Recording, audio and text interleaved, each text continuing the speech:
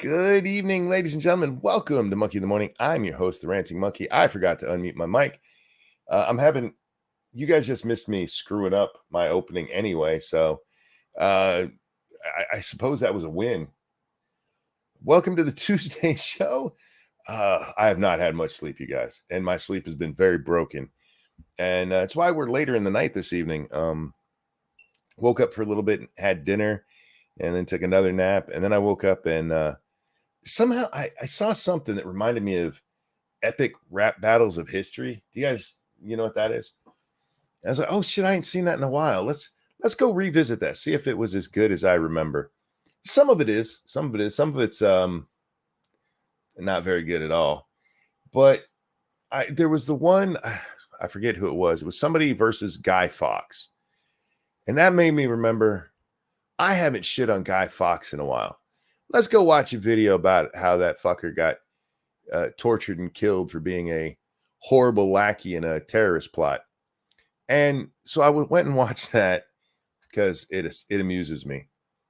And then there was a little video off to the side in the recommended about a female Nazi, a real female Nazi, not like, yeah, you're right. It was Che Guevara versus Guy Fawkes. Thank you, Kong.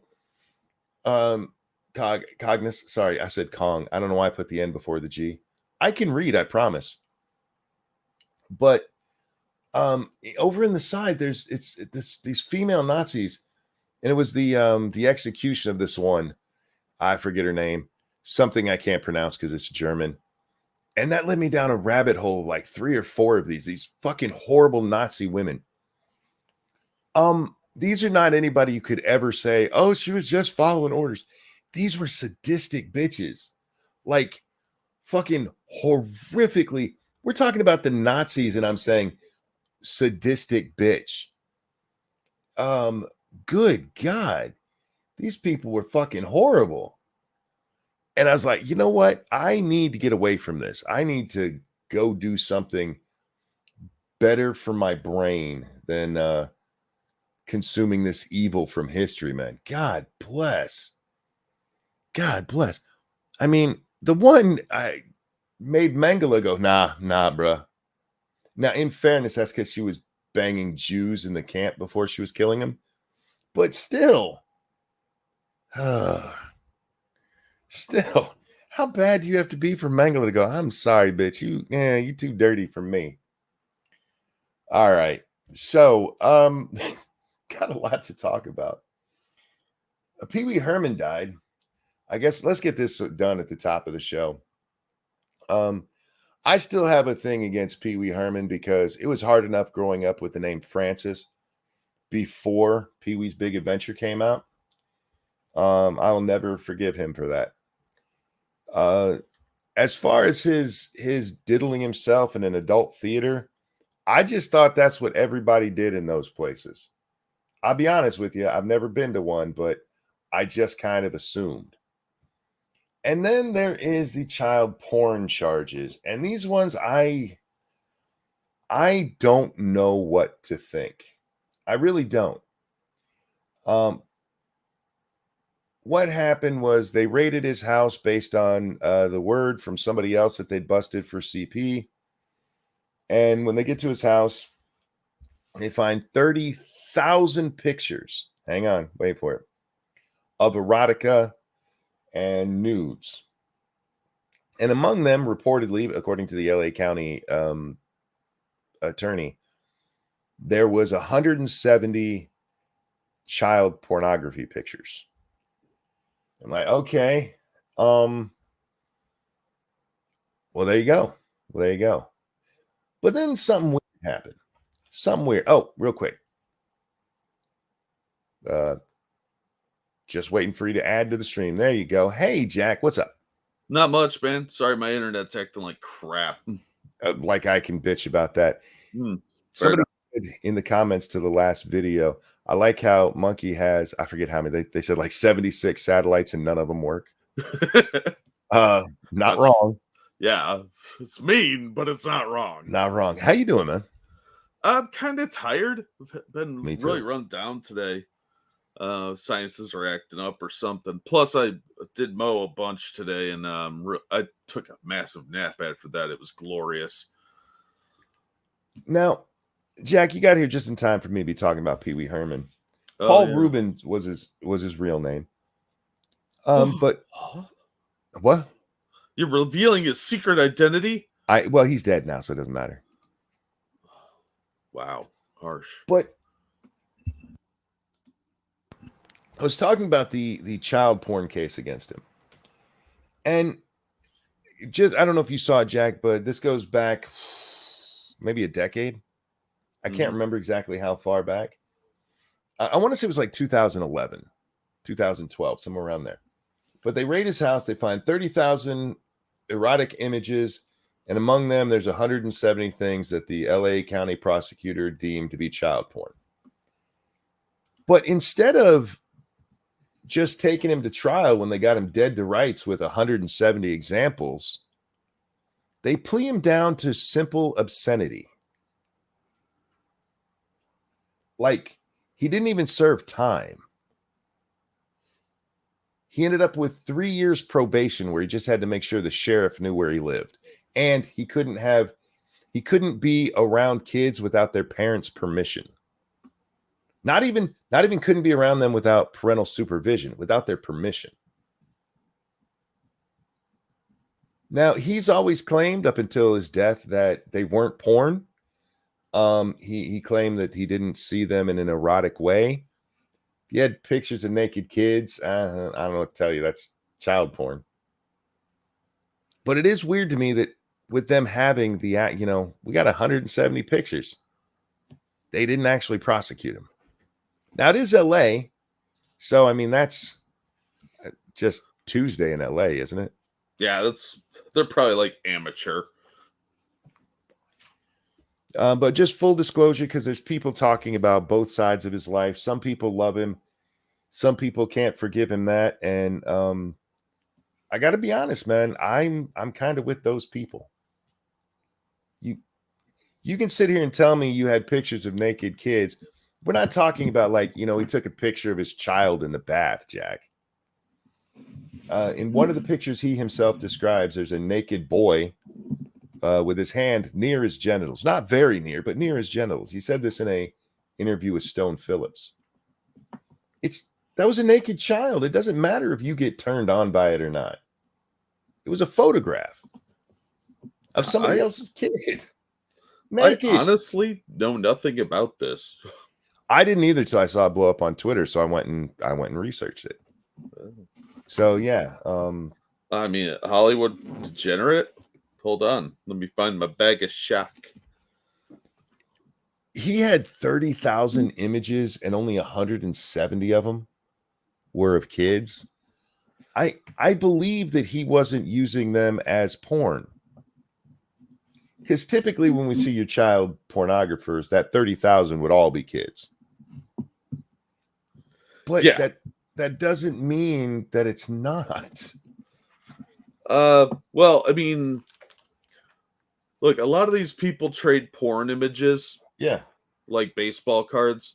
So he may have ended up with some dirty pictures of kids and just didn't go through the discs or whatever.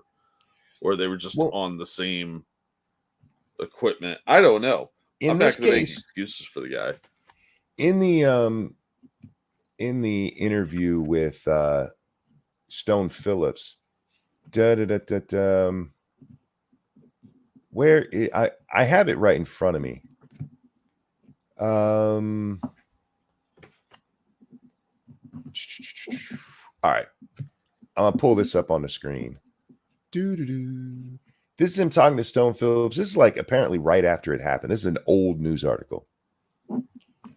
It says, well, it's pretty clear and pretty specific. I mean, were there photographs of young men, boys, underage people performing masturbating? Rubin says, no, absolutely not. 100% not. And Phillips, so why are they referring to it when they describe it that way? Or what are they referring to when they describe it that way? And Rubin says this. One photograph, for example, has a young man with his hand on his thigh. It's close to his genitals, but not even that close. That's what they're calling somebody getting ready to perform a sex act. Getting ready to perform. That sounds like bullshit. Getting ready to perform a sex act. Yeah, so look at her unbuttoning her blouse, the dirty whore. Right. It is noted in right after that part that the district attorney says that Rubens is downplaying what the video or the image actually shows. We'll never know because they said they destroyed all the evidence, probably sent it to the FBI for their spank bank. Yeah. But I don't know in that case. I really don't. What we do know is Pee Wee Herman is passed away. The guy who started the skinny suit trend. Yeah. Wearing suits way too. Isn't it funny that a whole generation of men started dressing like Pee Wee Herman 2 decades after he was relevant? I think it's relatively fitting, actually. We have a bunch of people that act like immature children. So you're not wrong. Kind of nailed it on the head, if you ask me. I'm here for Candace Poo. Oh, we'll get to her in just a moment. Real quickly, thank you, Evolved Potato. When I hear they had thousands of images and like 200 were CP, I could believe it was like 17-year-olds who said they were 18 and you'd only know it if you dug deep, or if it was like Michael Jackson case where they had literal art books and called that CP. Yeah, if you got a lot of images, you probably didn't go through them real well. But yeah, I don't know. This could be some kind of frame job, like they thought he could lead them to something bigger, and they cut a deal or something. Like, where'd you get these? And he's like, well, I'll tell you, I have no loyalty to this person. So here's the thing with that explanation, though. In that Stone Phillips interview, I mean, he's able to describe some of the video or the images that they're talking about. He clearly saw some of them. He had his hand down his pants. Well, the prosecutor probably was like, what are you doing with this? Yeah, the prosecutor saw it and went, this makes me horny. And Pee Wee's going, why? You know what I mean? Yeah. And like I said, it really could be that the guy just thought it was art because that's what he said. Yeah. But I have problem with the prosecutor letting that case go that quickly. If they got 170 pictures and you're like, we'll just give you 3 years probation for obscenity. That doesn't seem right. To me, if it was, I would be willing to guess these were probably teenagers, right? And as far as I know, yes, they were all teens. Yeah, so it's possible he didn't know they were underage. I'd be willing to bet, since the FBI didn't go after him, that there was some sort of, like, he really didn't know going on. Otherwise, the FBI would have gladly nailed him. I could see Hollywood and LAPD looking the other way because Hollywood's full of degenerate shitbags. But the feds not going after him for it tells me there was probably some either innocuous or believable reasoning behind that. Because normally the FBI is real happy to get some kitty diddler bus. The feds didn't go after him at all. Yeah, so I don't know, man. Yeah, if this was actual CP, I don't see the FBI looking the other way. So it was either not hardcore or, yeah, I don't know, man. This sounds a little weird to me. The FBI, they like that stuff. It's the one thing they can point to that gets people on their side. Yeah, that's what I'm saying. You would think the FBI would jump all over this if this was legit. But Tyrus, real quick, yes. What's your opinion of the Sistine Chapel? Michelangelo was an okay painter who had a obsession with small genitals. I don't know what else to say. Snubber, thank you. He may not have been a ped, but he definitely had a problem. Should have had a temporary registry status at the least for 5 to 10 years. And if no repeat offenses, then take him off. He was on there for 3 years. That was the probation. He had to go on the registry, that he had to let the sheriff know where he was. I mean, if he really did think it was art, this is what I'm having a problem with. It is possible he thought it was art. And from what we know, it's not usual for these guys to have 30,000 images and 29,820 of the 830 of them are adults. Yeah, that's what I'm having a problem with. Because normally it's a lot of CP. It's not just like you catch them with a handful. That's weird to me. That it sounds like a frame job, some kind. Like, telling you, if they were teenagers, especially like 16, 15, they might have passed as adults. He thought they were adults. I don't know. I just think it's weird that somebody didn't charge him with CP if it was actually CP. Yeah. And Stone Phillips asks him in there, why didn't you take this to court if you're so sure of your innocence? And he gives a decent response. He's like, I did not want to take the chance that it wouldn't be seen as I saw it and that I would end up worse off. Yeah, my question is, if the prosecutor had this, why wouldn't you push for them? Why would you let a pedophile, child pornographer, stay on the streets, not take that big win? This is going to get you all kinds of headlines. Put that fucker away. If you have, why wouldn't the prosecutor be just like, we're going to the jury? There's no fucking way we're giving you that sweetheart of a deal. Yeah. This is career-making stuff, catching a celebrity with some really dirty material. I did not say Michelangelo was a bad painter. I said he was a so-so painter. Well, he's busy eating pizza and... I mean, it's hard to... You know how hard it is to paint when you got that mask on? Right? And, I mean, just keep it up with your ninja skills. Art's subjective, you guys. No, I don't want to defend Rubens here, but it doesn't sound like they had a really good case against him. Yeah, to take that deal, that's not even a child sex offense. No, that's like an Alfred plea. That's like you got caught peeing in public. Yeah. Well, he did get caught masturbating in public once. I still don't have a problem with that one. It's an adult theater where I didn't realize this. It was a triple feature. Who the fuck goes and sits for 6 hours in a porn theater? I think somebody with a lot of stamina and some Gatorade. How hard can your dick even get? I don't know. Oh, by the way, he claimed all the way through that he never did that. And he got off with a $75 fine for it. Yeah, I mean... he pled no contest. Yeah, I don't know either way. Who sits for 10 minutes in a porn theater? I can answer that. Somebody who accidentally sat down for 3 seconds and got stuck to the seat. Yeah, because of all if he had Nick Fuentes on his side. There's human glue there. That stuff gets sticky, y'all. That's all I'm saying. I don't know about this imagery thing that he got caught with. Yeah. But it sounds rather fishy that they didn't charge him with something much more serious. And that's what gives me pause with just condemning him there. Yeah. You could allow people to see that. You could block out the parts that are actually pornographic, right? To give people an idea of what was actually there. And they're like, no, we're just burning it all. Yeah. Now, remember, back in the 70s, they used to publish nudist magazines that had naked kids in them. Mm-hmm. So that was perfectly legal at the time for some fucking reason. So there's a lot of weird stuff. I don't know. It sounds like they didn't have much of a case against him. But they said they had 170 images. That's the case right there. He had it. There's no question. Yeah, but were they actually porn?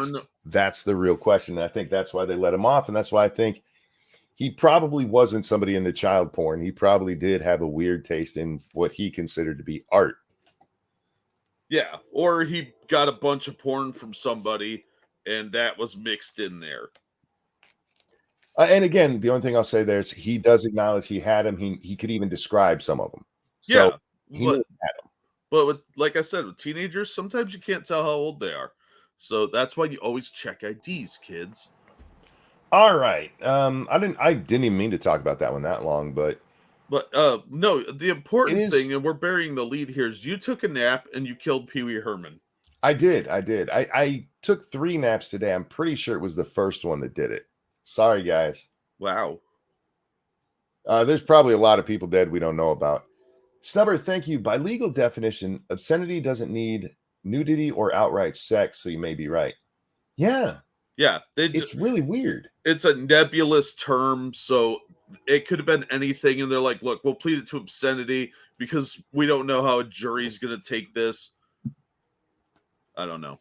And I understand him, even if he was 100% right, you don't know with a jury, and they're offering you a slap on the hand. Yeah, you take that slap on the hand as a celebrity, especially because, let's face it, public opinion would have destroyed him more than it probably already did. I just don't remember this happening. I didn't remember it either. That was weird because that apparently was a big story at the time. Although I don't remember anybody ever bringing it up over the last several years. It only started being a thing today because I think it was the Washington Post when they made their story about it. They mentioned it. Yeah, I'm not allowed to mention Kobe raping somebody in the ass, but we can talk about Paul getting an obscenity charge. Yeah, Kobe admitting it in his apology too. Hey, he never exactly admitted it, and he only bought his wife that giant diamond ring because he really loved her. Yeah. He did admit it. He just said, I thought it was a consensual encounter, but not everybody sees it that way. When she was yelling, take it out of my butt, I don't want this, I thought that meant she wanted it. She didn't say the safe word. But, he played basketball really well, so that made it okay. He really did play basketball well. Can't take that from him. But he also raped a woman in her ass, so. Yeah. And got away with it. Oh, yeah. Yeah, well, different rules for the super rich, and he's super popular too. So, if you could throw a ball around a court, the rules just don't apply. I wonder what would happen if you did a poll and asked people if they believe E. Jean Carroll was raped by Donald Trump, and then asked them if they believed whatever that girl's name was raped in the Colorado hotel by Kobe Bryant. Mm-hmm.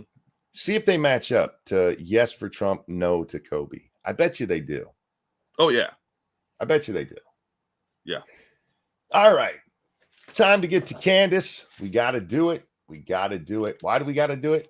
Because it's fucking funny to me. And that's why I do everything, Jack.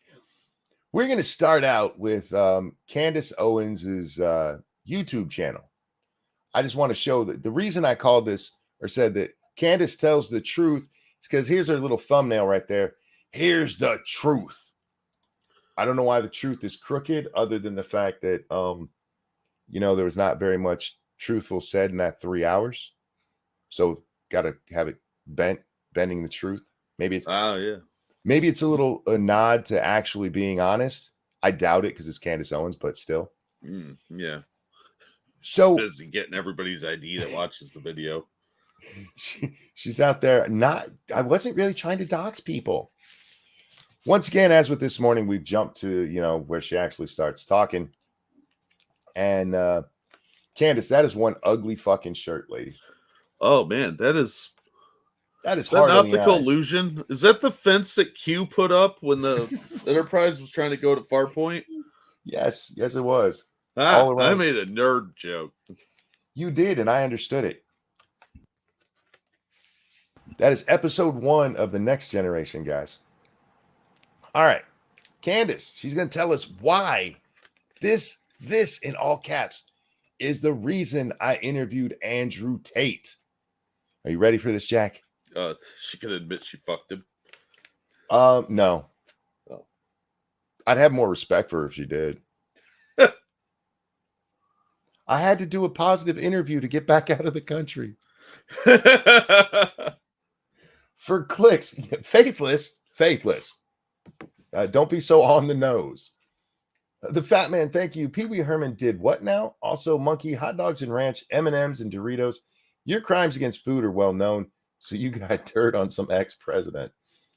Look, my crimes against food are tasty if you try them. That's all I'm saying.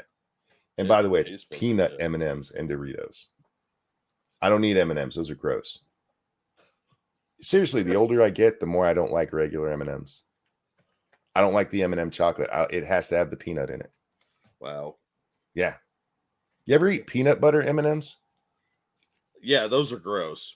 Yeah, some people swear by them. Many of my family members, just regular Dorito Spud Gun, but they swear by them, and I think they literally taste like dirt. Yeah, they're like if somebody pooped out Reese's Pieces. Yeah, the peanut butter M&Ms are not good. Anyway, we're supposed to be listening to Candace tell us the truth about why she interviewed Andrew Tate. If she was being honest, clicks, that is the answer. Yeah. Brings in money for the Daily Wire, which is her job. There's that. But she's going to take us 10 minutes to not say that. Well, yeah, because she's got to justify all the hate that she's been getting today. Monkey likes his candy like he likes his women with nuts. Are you insulting my wife? I'm going to tell her you said that. So last week, the show was... Jesus Christ, is that really loud? Yes, that is really loud. Fuck. Let's try that again. Off air because obviously I flew to WrestleMania to sit down with Andrew. All right, let's back that shit up. God damn, Candace. Sorry, those of you wearing headphones. Talbot, thank you so much. Ruben's cases were strange. I used to chase pedos online, as I guess you got to break that up in YouTube. You chase pedos online as part of a group. I know about ongoing FBI fuck-ups that put normies in prison on cases they drop that states can't. Ruben's case seems more convoluted than those. To me, it seems like it's more... One, thank you so much. It's very, very generous. It seems so much more straightforward. We have these images. They were found in his house. He admits he's even seen them. That's dead to rights right there. How the fuck did the FBI not get involved? Look, there's some shit that goes on with the DA prosecutor. And if you want any kind of deep dive on this, look at what happened with Michael Jackson. I don't trust those fuckers for nothing. Thank you, Snubber. Fuck you both. I like peanut butter M&Ms and Reese's Pieces. You're flexing for eating squirrel food. Wow. Peanut butter M&Ms are gross, and Reese's Pieces are good. I liked Reese's Pieces, Jack. I first became aware of them, as many people did, because of the movie E.T., and I was hooked because they actually taste like peanut butter, and I like peanut butter. Oh, these things are gross. Peanut butter M&Ms taste like somebody rolled a Reese's Pieces in dirt and fed it to you after taking out all the peanut butter. I cannot stand Reese's Pieces. All right. If you guys have hearing problems, send the bill to Candace. That's not my fault. Here we go. Back to crazy. I like that stoic picture there. That's a strong black woman. Word. So last week, the show was off air because obviously I flew to WrestleMania to sit down with Andrew Tate. And to make it clear, that interview was in the works for a lot of months. We were actually trying to get there a lot earlier. Got to stop you already. How was this interview in the process of being set up for months? And you didn't look up anything on the case. You didn't even know that Andrew claims that there was only 2 victims. You've been working on this for months. To be fair, to be completely fair to her, she may have meant that they were working on getting in the interview for months because he was in jail for a while. She wasn't saying they did any research. But if you're setting up the interview, why wouldn't you be doing research? At the very least, you can do a video on it. You know, this is what we know about him. This is what we found out. I have to watch like a video. Travis Gardner, thank you. When I was young, I asked why Pee-wee wasn't on anymore. My grandma told me he got peeing outside. I believed that and embarrassing for a long time. I'm surprised she went that far. He was peeing outside. Hey, he probably did that too. Look, I've peed outside many times. It used to be a thing you were allowed to do if you were in the woods. Now you got to like find an outhouse or somebody might see your wang. Yeah, people are all, oh my god, I can't watch you pee, but they want to take your kid to a drag show. Yeah. But it turned out with everything that was going on that the best time that worked was last week. And I am completely stunned by the reaction. Obviously, there's been over 2 million views of our 3-hour interview on YouTube alone. And Little humble brag there. You knew that was going to happen. That's why you did the interview. Stop it. She could stop right there, Jack. Yeah. Minute and 12 seconds in, done. And that's counting her intro, which is god awful. And many more, because people have ripped the content and put it everywhere. And that's been incredible. It's been an incredible response, and a majority positive response of people saying that they really need to hear this conversation. A majority said they really needed to hear this conversation. Why? That's true when you block dissent. Hey, Candace, can I tweet you? The Fat Man, thank you so much. So you're an Eministophobe now. Way to start a thing. Yes, I am. Give me peanut M&Ms or give me death. And since I'm diabetic, I'll probably get both. Here we go. Particularly men saying that they needed to hear this conversation. Something is brewing in the category of masculinity. Men are not feeling like they have been heard for years. Can we send this bitch a highlight reel of Kevin Samuels? Right. Kevin's much more dignified, honestly. Or any other number. I mean, you've had you've done interviews with Jordan Peterson. I don't remember if she was on his show. He was on hers. He works at the Daily Wire. Yeah, I know you know who Jordan Peterson is. He's got a whole thing about, helping men who are troubled right now. Is that her O face? That's her. You put it in the wrong hole face. Well, that looks like she's having like a seizure while you're banging her. Like I said, wrong whole face. Ew. Hey, Candace, can I come on your show? Can we do an interview? Thing that I have been saying for a long time, that obviously we are existing under a matriarchy. You know what you need when you're under a matriarchy? A woman preaching to you about how you're under a matriarchy. Right? And there's her, oh, you went past the rim face. Why did I interview Andrew Tate? Some people asked. He's not a conservative. He's not a Christian, some people said. Some people. That's very vague. But you know what bothers me about this, Jack? They talked about that on the interview. Do you remember that? It's how she opened. Talking about how some people say we shouldn't interview you because you're not a conservative, which is not why people say you shouldn't. There's conservatives who say he's not a conservative. Look at the shit he preaches, but people are telling you not to interview this guy because he's a fucking douchebag. Just throwing that out there. Yeah. But somebody said this. Hey, Candace, I got a whole almost 2-hour video, hour and 40 minutes of just ripping on you and that stupid thing. Go ahead and watch that and see if you can find me saying it's just because he's conservative.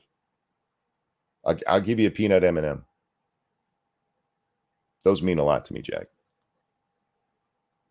I share those with my grandchildren. Well, my children, they can get their own.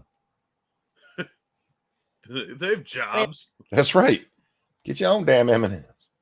That's not true. I share them with my kids too, because they're grown, but I still try to spoil them best I can. That to me has got to be the most ridiculous question ever asked. Do you think that every person that I have on this show is a conservative and a Christian? Do you think the job of conservatives and Christians who have podcasts is to only host people that agree with them? People that they sit across from and go, yes, we are exactly the same person. Obviously not. Or nobody would have a podcast. I've had plenty of people on this show that I have fundamental disagreements with over and over again. I had the... What was your fundamental disagreement with Tate? Because you can't get to use that idea that, hey, I have people on I disagree with all the time, when you're talking about somebody you had literally no disagreement with.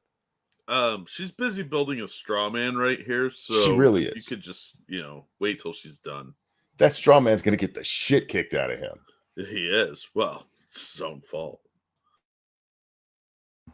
The founder of BLM New York on this show before, and we had many disagreements. All right, Jack. So I went and looked that up.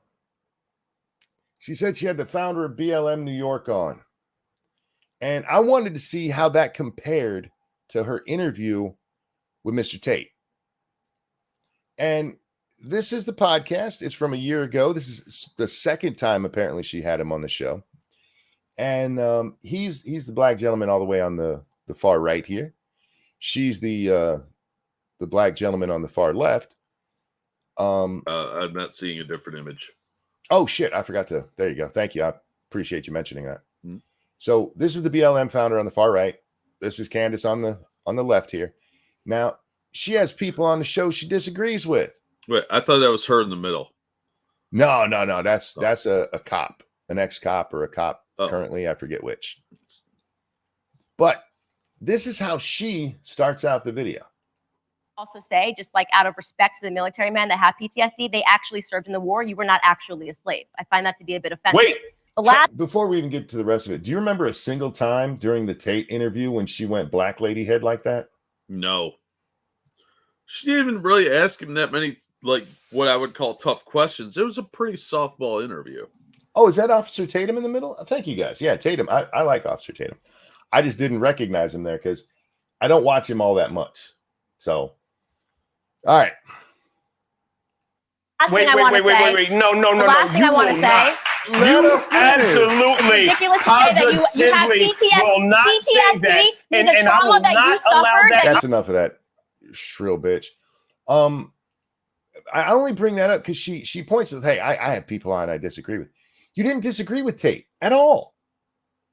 And you don't get a point to an interview where you're like, hey, look, I argued with him constantly. It's not the same thing. Like you said, it's a straw man. It has nothing to do with anything. The problem with your interview is that, one, you didn't seem to even fucking know what you were talking about. You let him get away with bullshit. And then you had to know part of it because you show a video of his. Like, oh, how long ago is that? That was 10 years ago. Oh, yeah, people don't let you forget 10 years ago. But I wanted to ask you about it.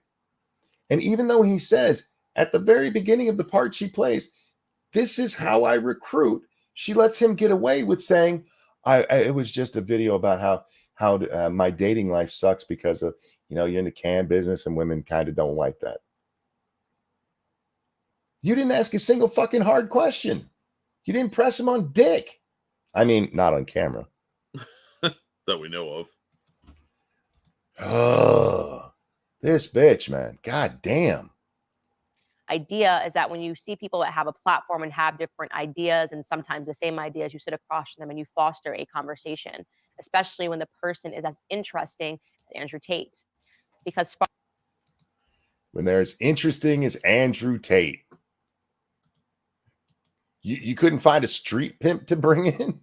That would have been too interesting. Keldrick, thank you. A lot of podcasts do only interview people they agree with, and a lot of podcasts don't do interviews at all. She's already sunk her own defense. Yeah. Look, she's an idiot.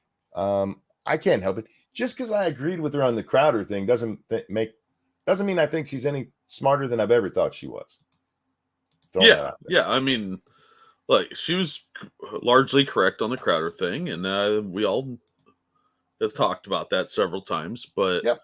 She really dropped the ball on this one, and so did Tucker. Far be it from a suggestion that conservatives in America platformed Andrew Tate. Andrew Tate created his platform all by himself, and it is a fascinating one that is new. Andrew Tate created his platform all by himself? I'm pretty sure there were women who were doing the hard work. I'm not wrong about that, am I, Jack? No, the women were doing the brunt of the labor, as the kids would say. Newsworthy because tens of millions of young men around the world listen to him.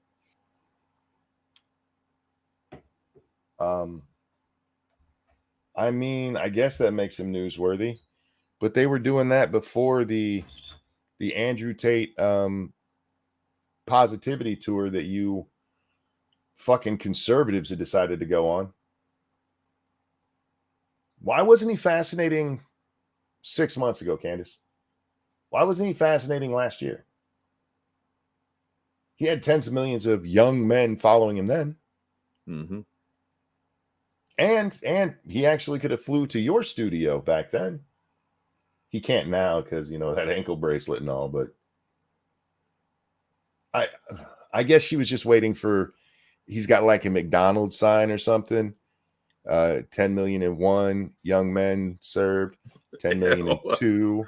Are they the hot transsexuals? Yes. They're the hot trans men that he likes to bone. All right. Listen to him every single day. So many people listen to him that within 24 hours, we broke a record by having a 3-hour conversation with him on this show. More than 1 million people watched it in just a 24-hour span, and that number is climbing. So, humble brag. Oh, yes, he is a newsworthy person. His platform is going to exist with or with. All right. Part of his newsworthiness is the trial, you fucking dimwit. And you dropped the ball on that completely. You let him tell you what it was about. You're an interviewer and you let him tell you what that case was about. Keep what I just said in mind because she's going to say some really fucking stupid shit in a minute. Without conservatives in America speaking to him. Now let's lean further into that because there's another thing that I would like to point to because I want to make it clear, as I did throughout that interview, that I do not come from a background of conservatism. Yeah. So what?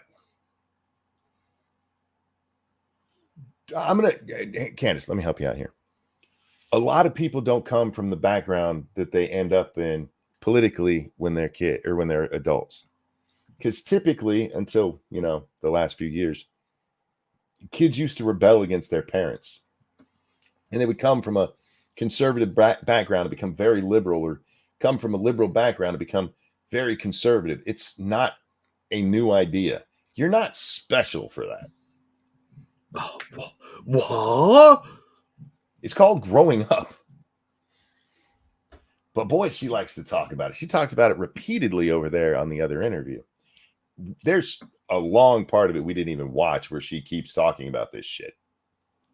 My grandfather was very Christian and he planted those seeds for me, which I think essentially is the reason why I bloomed to be the individual that I was today.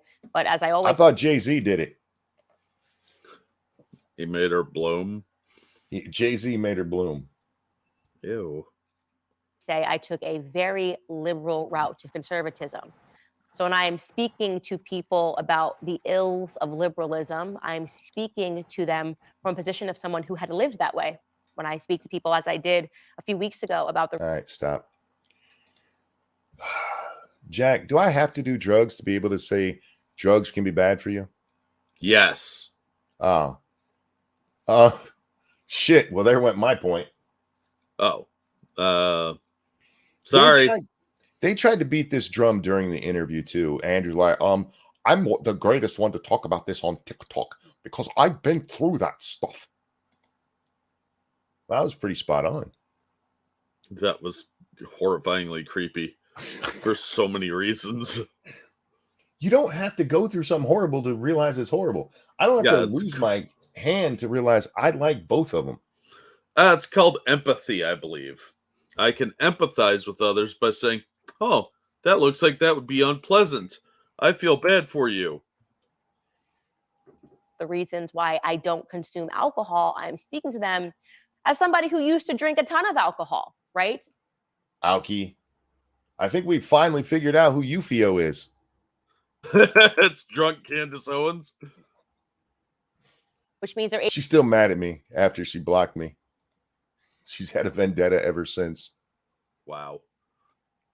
I just want to add this to the list of conservatives that I never attack. Well, she's not able to better identify with me. People don't understand is that the reason that I'm a conservative today is not because there were squeaky clean conservatives that had podcasts that I listened to and I said, yeah, that really resonates for me. No, that is not how it works. That is not how spiritual maturation works. It is a process. I like to say that I think that everybody is sort of vibrating at different frequencies throughout periods of their life. For example, I'm fairly certain she took this talking point from someone else, and I forget who it is. But that vibrating frequency, it might have even been Andrew Tate in that interview. Oh, I don't know if you vibrate the frequency fast enough, you could go through walls. The Flash does it all the time. I've seen that. Well, not all the time, because he lost his power there for a little bit. But yeah, I mean, it kind of depends on the day. Some days better than others, but you know, it's a good MacGuffin for when they need to do it. Spud Gun asked what I did to her. I made some joke about social autopsy to her, and she didn't take it well. She's very sensitive about the social autopsy. Very sensitive about it. Tries to make that disappear every time. For somebody who's who never attacks conservative, it's amazing how many conservatives have blocked me. Yeah, that's a good point. Hey, real quick, thank you, Geldrick.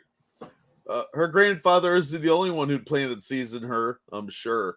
Yeah, I suspect there have been many a seed planted in her. Faithless says the jackass Ian Crossland on Timcast is always talking about vibrating. He's on Timcast, I'm sure he is. I used to listen to Jay-Z's music. I used to listen to hip-hop music. I used to be able to listen to music. Why is she doing that squinty eye thing? I don't know. I used to listen like somebody fed her a pickle. Cool Frog, thank you for bringing the raid by. I hope you're well, my friend. Hope everything's going well tonight. Hi, it's kind of like Biden when he whispers. She does this when she's trying to make an important point. She turns Japanese when she's making an important point. I think that's supposed to show like a visual, like I'm focusing so hard on this right now. It's super important, you guys. It's annoying as shit. All right, here we go. Jay-Z's music. I used to listen to hip-hop music. I used to be able to listen to music that a lot of times had very bad words in it, talked about really dark... Not bad words. Naughty words are the worst. I fucking hate naughty words. That's fucking horrible that she used to listen to that fucking shit. I know. You get bad language from that, and then next thing you know, you're all fucked up. Hey, just a question for you there, Candace. What do you think of Tom McDonald? I'm very curious. Is his stuff okay? Because he swears. I'm just throwing that out there. Dark themes, but at that moment in my life is what I could relate to. And Jay-Z's music, as I said in that interview with Andrew Tate, felt like something that I could relate to because he was a person that came from nothing and he made something of himself. So it was a frequency, if you will, or a vibration that I could respond to, thinking, okay, I can actually make something of myself too. She listened to Jay-Z and that made her realize she could be a commentator on the Daily Wire. Fucking hey, let's talk about frequencies and vibrations. Somebody's going to get crystals out and I'm going to get mad. People that don't come from nothing like to look up to people that also don't come from nothing because it makes that process seem more attainable. Candace, all you've been telling me here, and I mean this sincerely, so please understand that I'm not being mean. You're an idiot. You are literally right now giving us the liberal interpretation of how I have to see it on the screen so I feel represented. Yes. You're actually doing that right now. Yeah. You don't understand her lived experience because you haven't been a drunk who tried to dox a bunch of people with social autopsy. So how could you possibly understand her, monkey? Huh? Answer me that and stay fashionable. See, we need Andrew Tate because I came into conservatism because I'm an idiot and not because I put any actual thought into it, but because I resonated with, I thought a black girl and she was conservative. And so now I am. Oh, no. And there was a lot of money in it. So my frequency tends to go a little more in vibe with that stacks of cash. Yep. She's literally giving the representation argument right now. It's fucking hilarious. That's the truth. That's the truth. And then as I mature and I look back and I can't listen to some of the same stuff that I listen to anymore. Why not? It sounds so harsh on my ears because I'm no longer. What?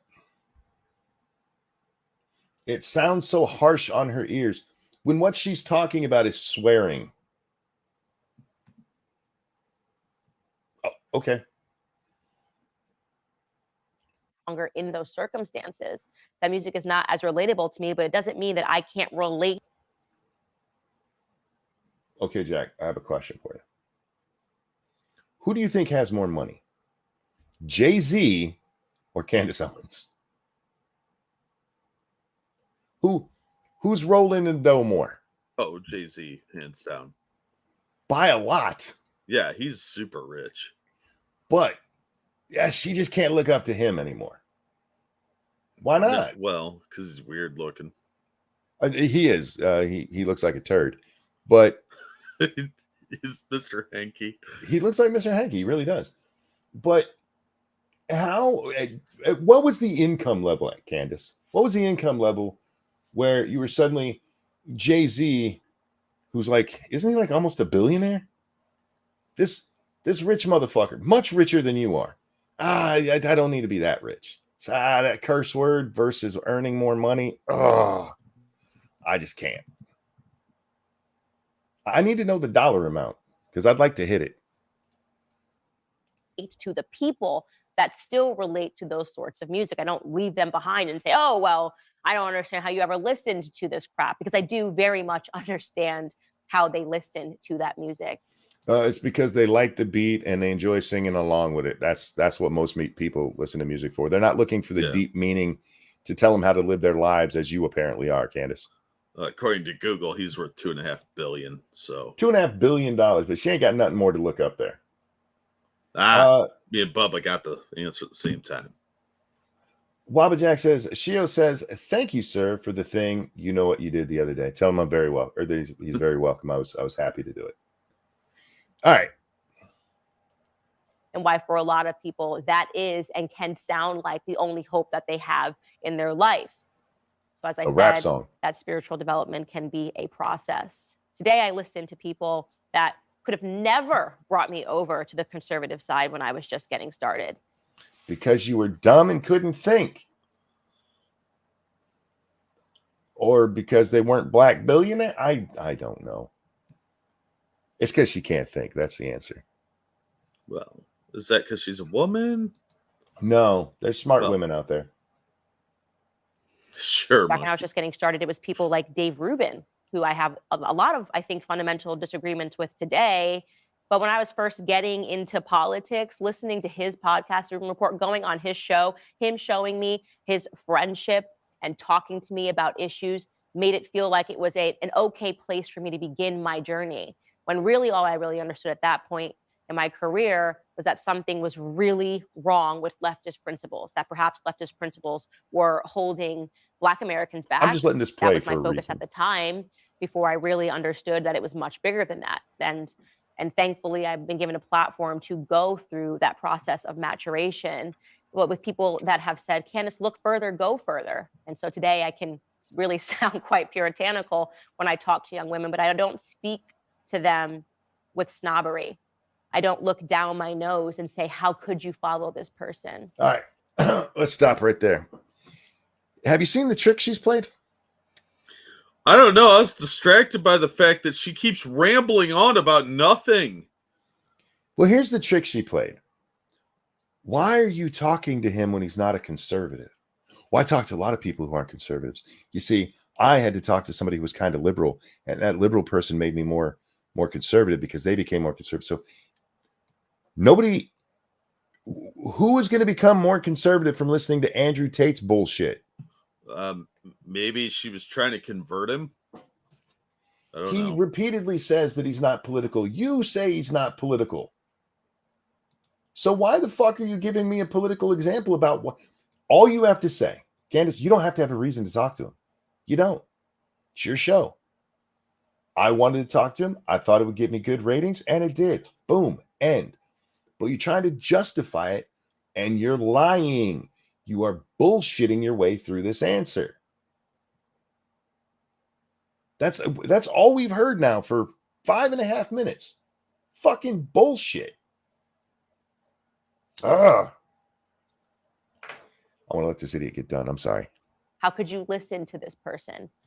Again, I am reminding you that there are tens of millions of young men and adult men worldwide who listen to Andrew Tate. And you didn't give them any reason not to, because you just slurped his little ball sack the whole time you were there. You didn't challenge him on a goddamn thing. Not to be fair, she probably tickled the taint a little bit with her tongue. I mean, given who it is, she probably nailed him in the hiney, but I mean on the interview. Oh yeah, fair enough. I mean, he likes attractive men, so the job is not to judge those individuals and to tell them that they shouldn't listen to him. That doesn't work. Okay. That doesn't work.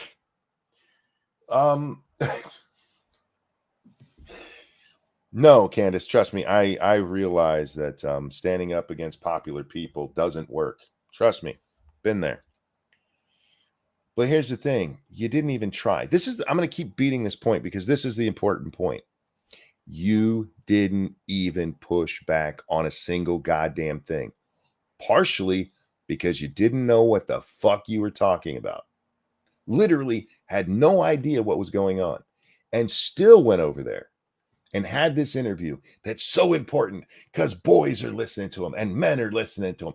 Tens of millions. And what did you do? You just went over there. I don't care about you giving him a platform, but don't sit here and try to pretend that you were doing something fucking noble by doing it. Yeah, that's what's got me. I don't understand why she's working so hard just to say, I thought it would be an interesting interview and a lot of people would watch it.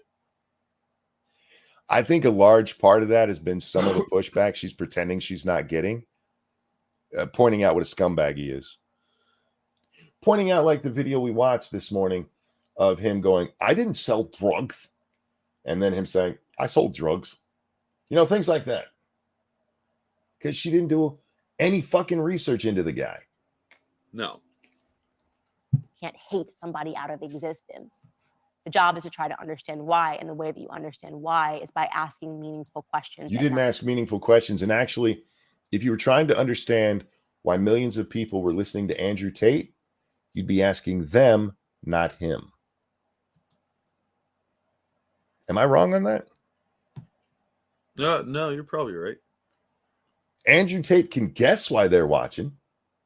I can guess why people are watching us. I can't say for sure. I think it's because we're funny and attractive and they all want to bang us, but I can't prove that. I am pretty awesome. Just ask me. Yeah. Not judging. Why does Andrew Tate have the platform that he has? What is it that these young men are responding to? Quite curiously, people that follow him, even the people that I know in my life, are really good examples of what it means to be a man. Not if they're following Tate. Sorry. Look, I realize that Tate sometimes gives the man talking points so they can pat himself on the back and say, look, I'm not a bad guy except for on TikTok.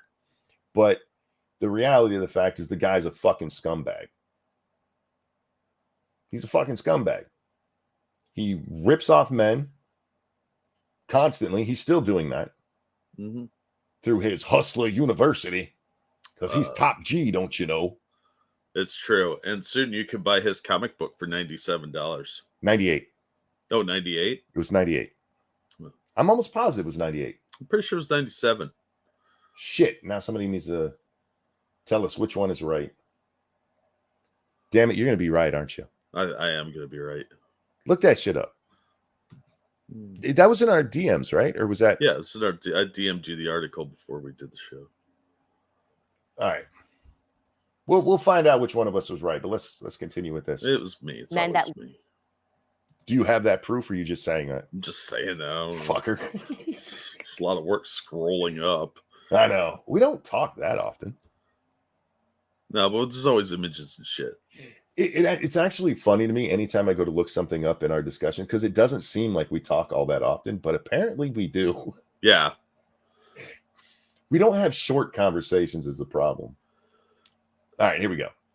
Lead their families, men that are I am correct. It's $97. God bless. I blame Candace. She threw me off with her bullshit and her fetal alcohol syndrome eyes here. Her fetal alcohol syndrome.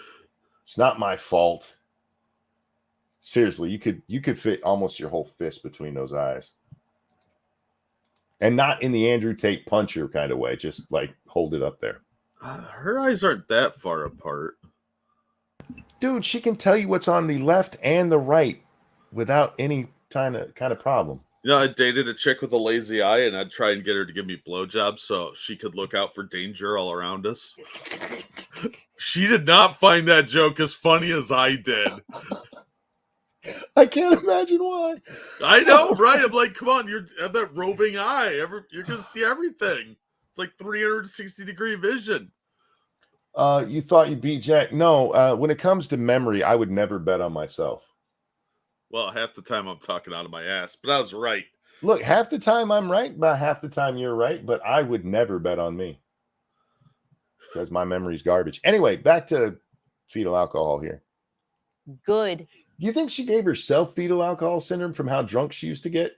No, I don't think that retrogrades. Are you sure? Because those eyes are pretty fucking wide. See, I disagree. I've seen chicks with way bigger, way further apart just eyes. because there's bigger doesn't mean hers isn't big. I don't know. I try not to look directly at Candace Owens. All right. Obviously, people that follow him, even the people that I know in my life, are really good examples of what it means to be a man. Men that lead their families, men that are masculine. When your husband cheats on you, I'm going to replay this for you. Yeah, if her husband's watching Andrew Tate, he's probably banging someone else. And that we see in society. Yeah, because it's not cheating. Men can't cheat. Andrew says that, Candace. Yeah. Men can't cheat. Did you ask him about that? No, the fuck you didn't, because you don't know what the fuck you're talking about. Good men. Good men. Society today that treat women poorly. So the question is, why do so many good men that I know follow Andrew Tate? That sparks my curiosity, right? Did you ask them? Because that would be who you ask. If you're curious about whether men in your life are listening to this guy, you should be asking them, not him. Once again, he can only guess. Frosted Glass, thank you. Her rapper name is MC Hammerhead. Fuck. The reason why I get on a plane, I go to Bucharest, because I want to understand it. You wanted the views. You saw how well it did for Tucker Carlson, and you were like, fuck, I'm jumping on that plane. And then she jumped on it a little more. Months ago, when you supposedly started setting this up, his ass was still in prison. Did her hubby cheat on her? Not yet, that we know of. Yeah. Till Crowder's next baby comes out. Well, her husband's white, so that wouldn't work. Anyway. Crowder can't have kids. He's a boy. That is a journalist, right? Oh, sorry. That's the part. Understand it. My curiosity, that's right? Shit. It's the reason why I get on a plane, I go to Bucharest, because I want to understand it. I think that would make me somebody that is a journalist, right?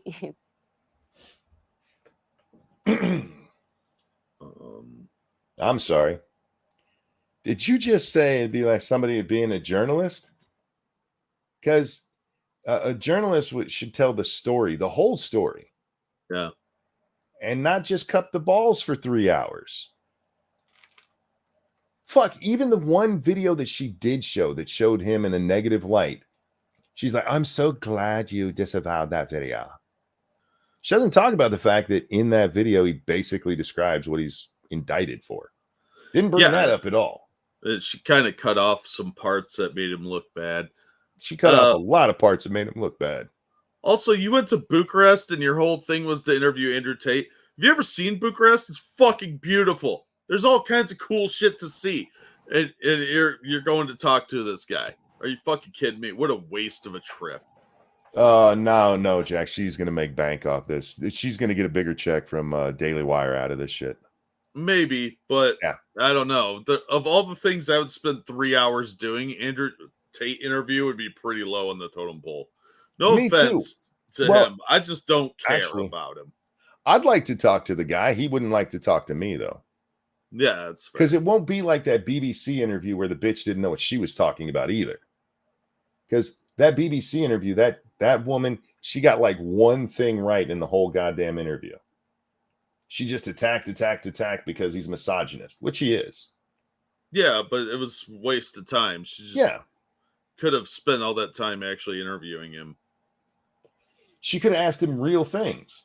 And again, she got one thing right, and that's where he said that his job was to make women fall in love with him and then get him on camera. I forget the exact quote. He's like, "Oh, I didn't say that." It was literally on his website. He goes, "That's not my website." It's literally the website that he pimped out at the end of his videos. Yeah. CobraTate.com, which last I heard is mysteriously offline. Yes, they took it down right after that interview. Yeah. Kind of weird. Because he likes that people can see this stuff. Yeah, except when he scrubs it off the internet. If you're curious about something and you go and you ask the questions. I'm curious about some of these things. I can't ask you the questions, though, because you blocked me on Twitter. Yeah, and you can't always go ask the questions because sometimes restraining orders don't let you. How about that? Huh? How about that, lady? True story. You know, in that interview, she let him get away with saying that he never offered to marry those girls. Do you remember in the part where he describes what the lover boy method is, how it started to become law? He says that specifically it has to be marriage, and I didn't say anything about marriage. I didn't. They have records. It's in the court documents where he was promising these girls marriage. Yeah, she doesn't know that because she didn't fucking look into it. Yeah, marriage or a relationship. Talbot, thank you again. Just because there's bigger doesn't mean hers isn't big. Monkey 2023. I was talking about one of Andrew Tate's dates. Well, I thought you were talking about Michelle Obama. No, I mean, it could apply to her too, but no, I was talking about one of Andrew's hot women, because he likes them. Keldrick, thank you. When she heard she was doing a BBC interview, she thought it involved a casting couch and was sorely disappointed. Fair enough. And I was able to understand. It's been an hour, and there's something important you haven't done. We're brought to you by you. Hit the like button, the share button. If you would, please consider donating to Jack or myself. The link is in your YouTube chat at the top. It's also in the description of both the YouTube and the Rumble video. Not required, but always appreciated. And it actually would stay across from Andrew Tate for 3 hours. It's because over the last maybe more than 10 years, we have been existing under a rabid matriarchy where women think that we are the ones that get to define what is and is not masculinity, that if we keep shrieking loudly about what a man should be, somebody maybe tailing between the legs, listens to our every barking order, that society will be able to function. So as a woman, I had to go give this message to men. It's okay. I let a man do it on my show. That was damn nice of her. No, far from that. In fact, this toxic matriarchy that we are existing in is a bit like hell on earth right now, right? It must be hard for you to live under a matriarchy. That must be rough. Yeah, especially being a minority. It's hell on earth. Oh, it's awful being celebrated for every minor thing you do. Tell me how oppressed you are by the matriarchy. It's Show like us on the doll where the sisterhood touched you. Ease Bees, thanks so much. Sounds like a Richard Spencer defense. Yeah. Said to Andrew Tate in that interview, it is because Lena Dunham existed that Andrew Tate exists today. And she did say that because Lena Dunham existed, that's why Andrew Tate exists today. I mean, I guess she's being, vague and just using Lena Dunham as the example, but Lena Dunham was a symptom, not the cause. No, she ate the cause. Yeah. And just for the record, Candace, there have been these kind of guys throughout history, at least written history. I'll teach you how to be a man by keeping them bitches in line. That's not new, Candace. The internet makes it more accessible. It makes it spread further, but it's not new. Shit. because men were told that they were nothing, because men are routinely having that narrative reinforced to them by the mainstream media and culture, because so many women rap Can about... I just point out the picture that she has on the screen right there? How it looks like Andrew is looking at her approvingly. Yeah. You think that's an accident that that's the screenshot they went with? No.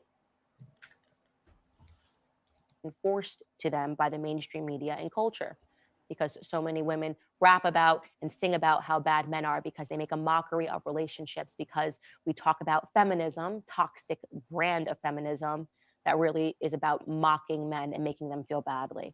And damn it, only Andrew Tate can cure that. Where was Andrew back during the culture wars of 2016? Can somebody remind me? Yeah, nowhere to be fucking heard of, and feminism got beat back then. We don't need to follow retards.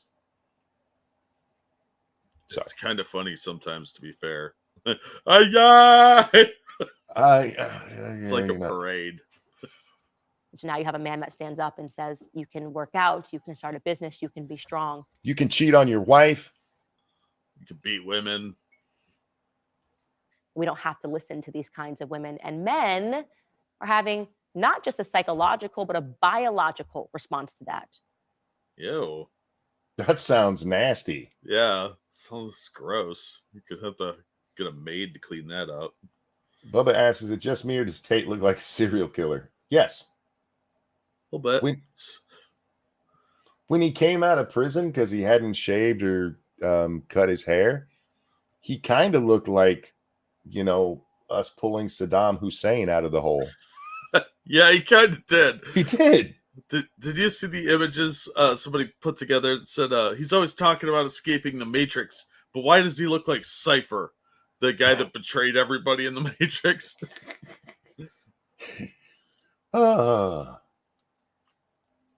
Saying, yes, I knew that I could be more. I knew that everything that I'm hearing from the mainstream media isn't right. So again, rather than judging those men, maybe it is our job as women to try to understand why it is that Andrew Tate has a platform. Hey, Candace, why don't you help me out? Because me and Jack preach that stuff too. We don't pimp women or, you know, defraud men. So maybe that's why. But hit me up, sweetie. We can have that talk. In closing, what I will say to you guys is this. LOL to anybody who thinks that they can tell me who I can sit down with and speak to. I am the same woman who once tweeted that I would like to sit down with Vladimir Putin, and I still would like to sit down with Vladimir Putin today. You know what really annoys me? Tate's the same as a world leader. Go ahead. Well, he kind of is. When people say LOL, that just irritates me for some reason, because you sound like a POS. Yeah, when you're talking, you don't have to say LOL. You just actually laugh out loud. Yeah. Also, nobody's trying to tell you who you can have on your show, you disingenuous fraud. Because I don't think that anybody is saying that. If they are, they're dumb, and you shouldn't listen to them anyway. What they're saying is, why are you interviewing this guy? Because he's a garbage person. LOL to anybody who thinks they can tell me what this doesn't. Look, I'll do what I want. And that's why I'm a bitch about it for 10 minutes. You don't know me. Because I'm curious, because I don't accept the mainstream media as it is, and as it tells me the narrative is what we're supposed to believe about certain individuals.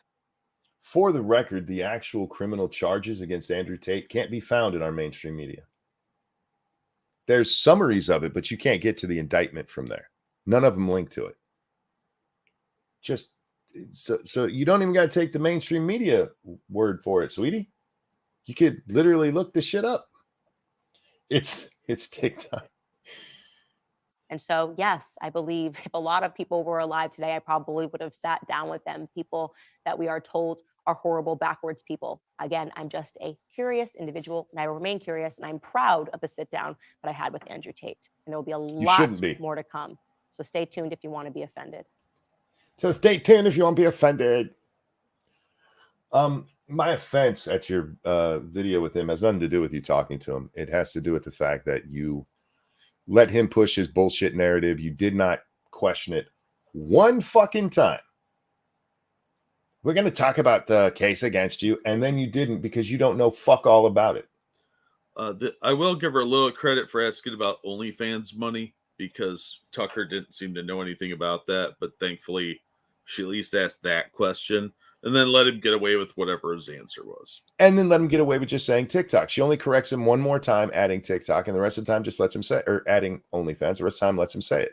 Yep. Anyhow, so there's Candace's truth, y'all. Do you feel truthfulized? Have you been truthfulized? Not recently, no. All right, let's get on to our other story of the day, Jack. Devin Archer finally went up and talked to the senators, or the House, to Comer and company, and we didn't get to see it because they did it behind closed doors. See, when you put Archer Testifies, I was thinking the cartoon character Archer, and I was like, a new season of Archer, and it's all going to be flashbacks while he's testifying in court, and I was all excited. Then I realized what you were doing, and I was like, oh, it's Devin Archer. Boo. For the record, I thought about putting Devin Archer in the title, and I thought, if I just put Archer, maybe that'll happen. Is that wrong? No. It's not clickbait. No, it's not. It's totally accurate. I was just getting my hopes up, and sometimes my brain work goes a little skew. All right, if I'm being honest, I just forgot his first name was Devin. Yeah, I get it. He's anyhow, forgettable. Former business partner says Hunter Biden sold illusion of access to Joe Biden, source says. Devin Archer told the House Oversight Committee on Monday that his former business partner, Hunter Biden, was selling the illusion of access to his father, according to a source familiar with the closed-door interview. I want to stop right there, Jack, because on Twitter, this same thing is said. It wasn't from CNN, it was somebody else, but they identified the source as some Democrat from the hearing. Yeah. But here it's like, according to a source familiar. Yeah, he had a press conference. They just don't remember his name either because he was forgettable. Source also reiterated that Archer provided no evidence connecting Joe Biden to any of his son's foreign business dealings. Well, we'll get to that. After the interview concluded, a second source told CNN that Archer did affirm to the committee that Hunter Biden was selling the illusion of access to his father, but later clarified that the president's son was actually selling the illusion of access to Washington, D.C. and knowledge of how it worked. All right, so here's the illusion of access to his dad. Getting his dad on the phone to talk to these people. That's not the illusion of access. That's access. I'm not wrong on that, am I? I mean, I could see it both ways, because you could say hey, Pop, talk to these people for a minute. Hey, what's up? I like peanut butter jelly rolls. It could be both. I mean, it could be actual access or the illusion of it, because he may not grant them that access, but they don't give them enough money. But that was access. And we do know that at least some of these people got further access to him. Oh, yeah. He's pictured playing, golf with a couple of these guys? Yep. So, yeah, I mean, even if it is the illusion of access, it's still shady as shit. I don't think it matters. I'm sorry. I maintain that this illusion of access is access. He didn't say, I'll have my dad call you, or I could talk to my dad about that. He actually got Joe Biden on the fucking phone. No, I think it's a distinction without a difference. Republicans and Democrats have both sought to highlight portions of Archer's hours-long testimony in a way that fits their competing political agendas.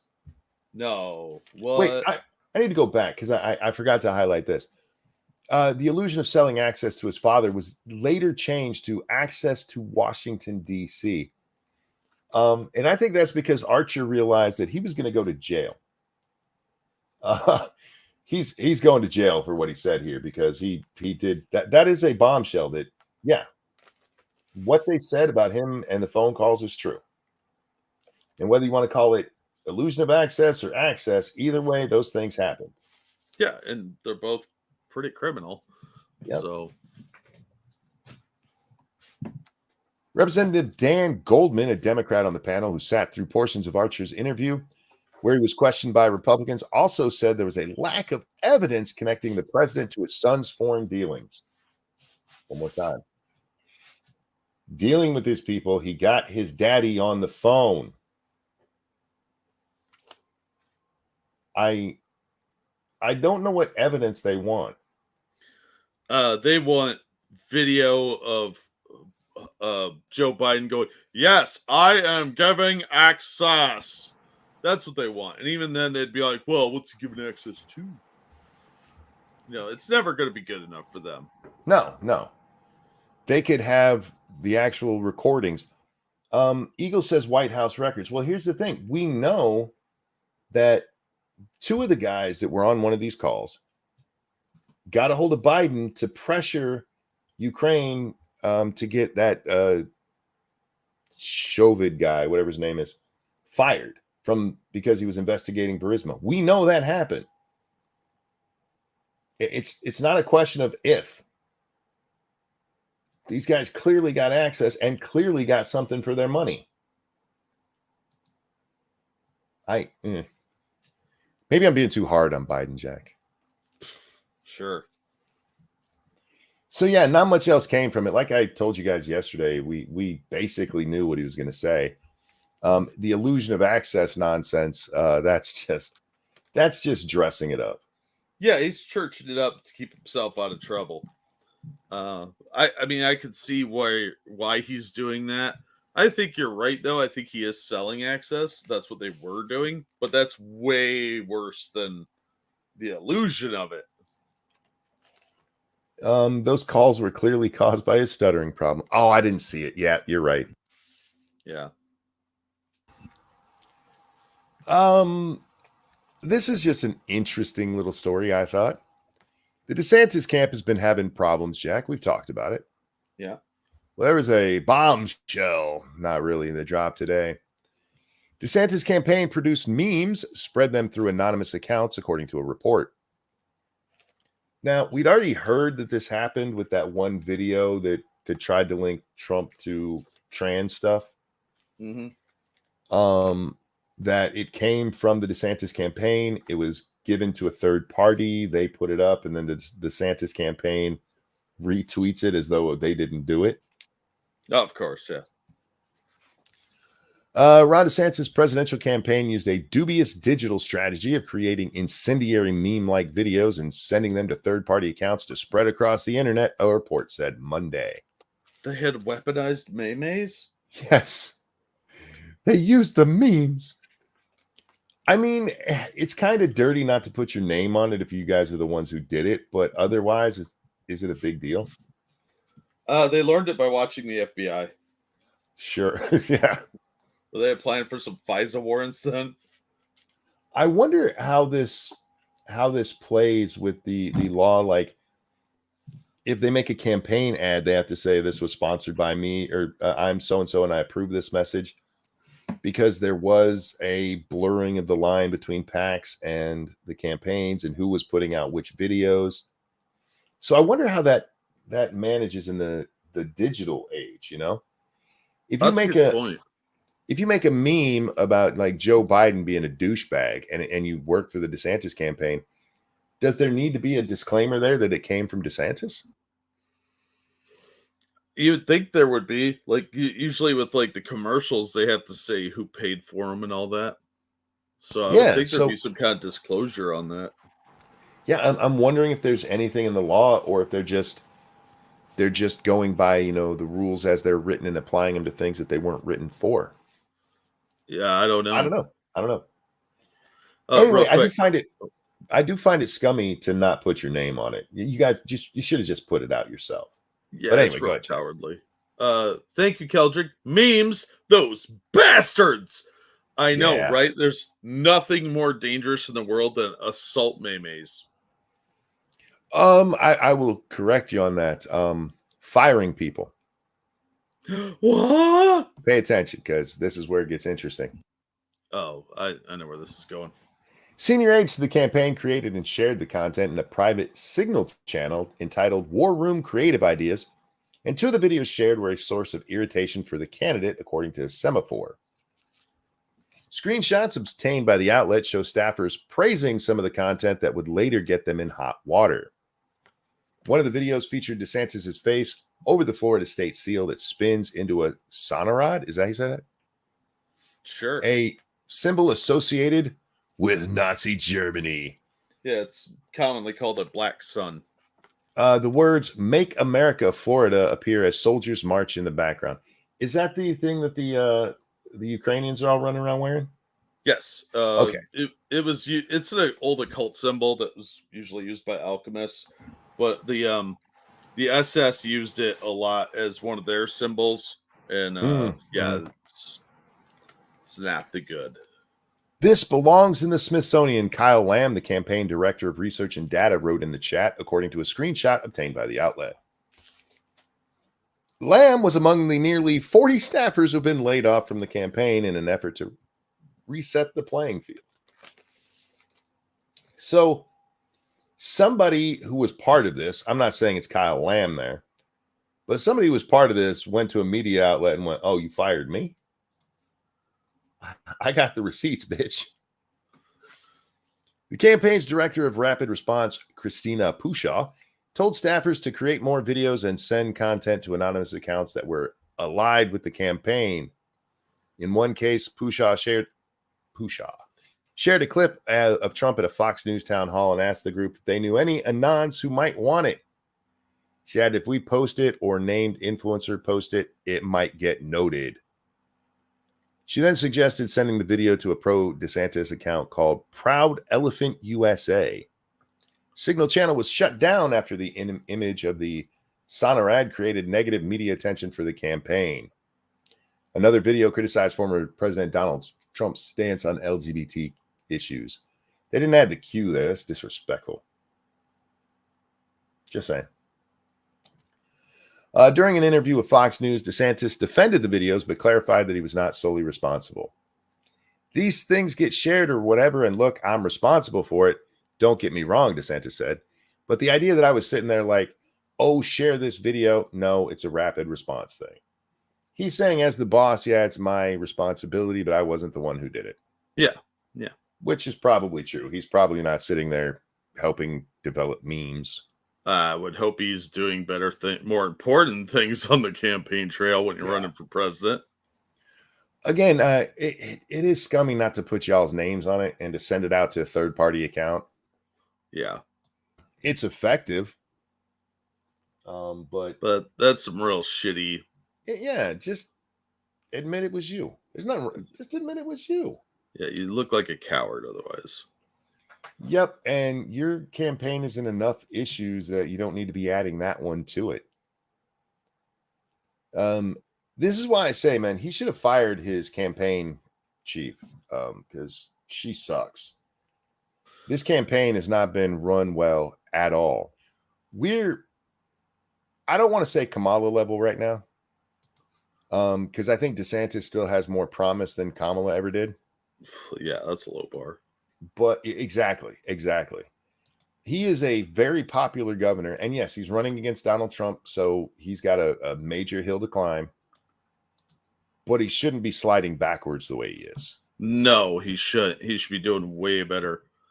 Yeah, I thought you were going to point out something else about this guy. What's that? Oh, is this the guy that got all the news shit that came out about him? Yeah, Nate Hokum, campaign communications staffer, allegedly retweeted the controversial meme video.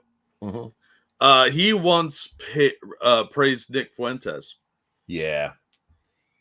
I don't know if it's the same guy, but there's another one who there's another thing came out that somebody in the campaign is not just praising Nick Fuentes, but actually saying some, let's call it racist shit.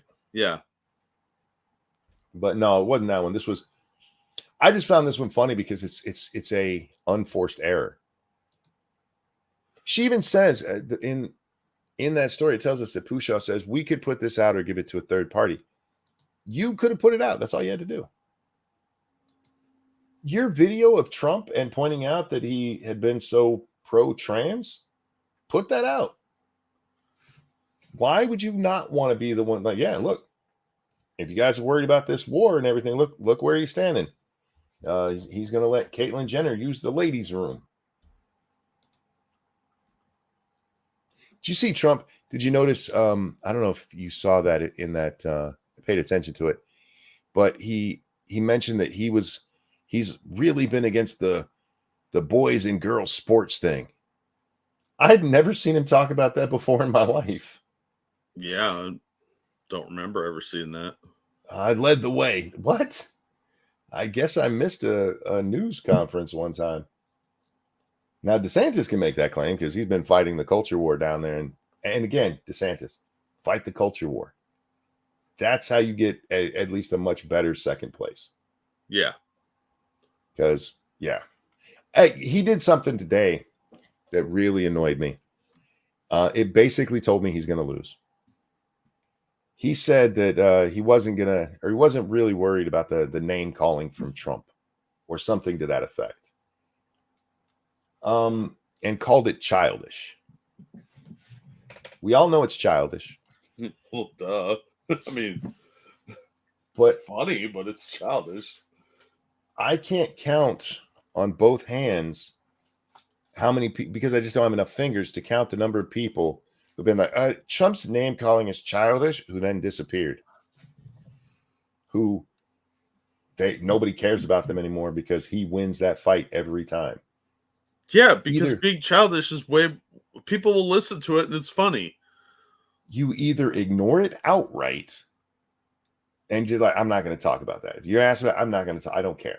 That's beneath me. I don't care. I don't care. Yeah. Or you go, fuck that fat bitch. Right? You either hit back or you let it go. You don't sit there and be like, this is childish, because that's unproductive. Yeah. Like, fuck that fat, balding, redheaded bitch. How did he get redheaded in his old age? I don't know. He used to have brown hair.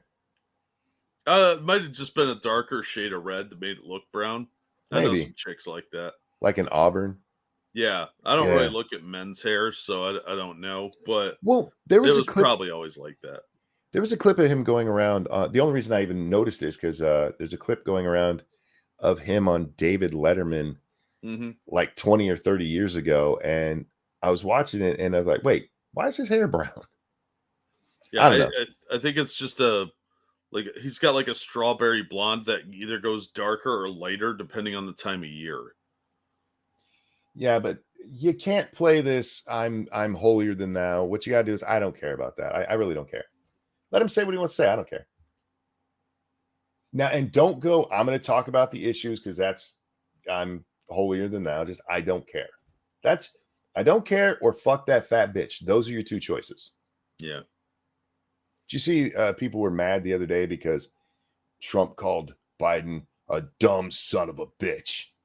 Oh, whoop de fucking do. I'm pretty sure I do that every day on here. He is a dumb son of a bitch. What are you mad about? Truth? Well, truth is pretty offensive these days. There are two genders. Guess. Everybody's like a president doesn't swear. You ever heard the Johnson tapes? Oh my God, that dude loved the N-bomb. Holy shit. He was like a drunk sailor at a Klan rally. Yeah, he liked the F word and the N-bomb. God damn. Wow. I mean, I swear a lot, but wow. Like, hey, there are children nearby, dude. Probably within a block of here.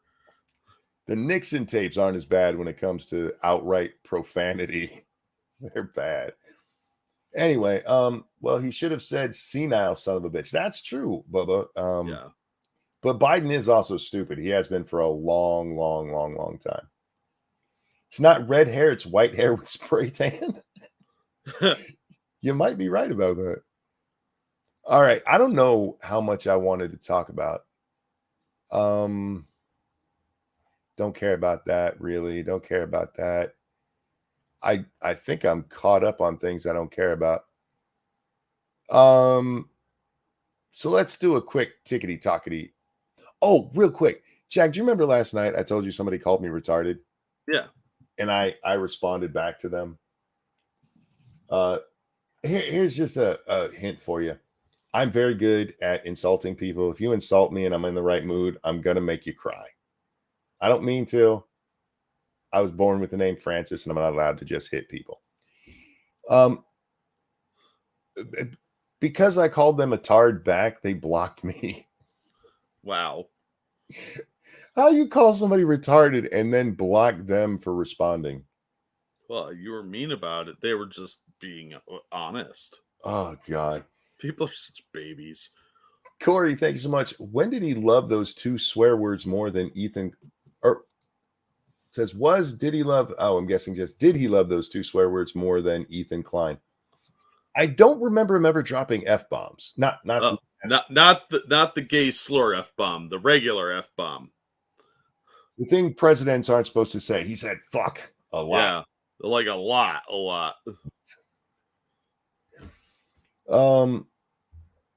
Did they call you retarded before or after hearing you read out loud? That's hurtful, Hate Camel. Hurtful. All right. I want to watch this TikTok video. Okay.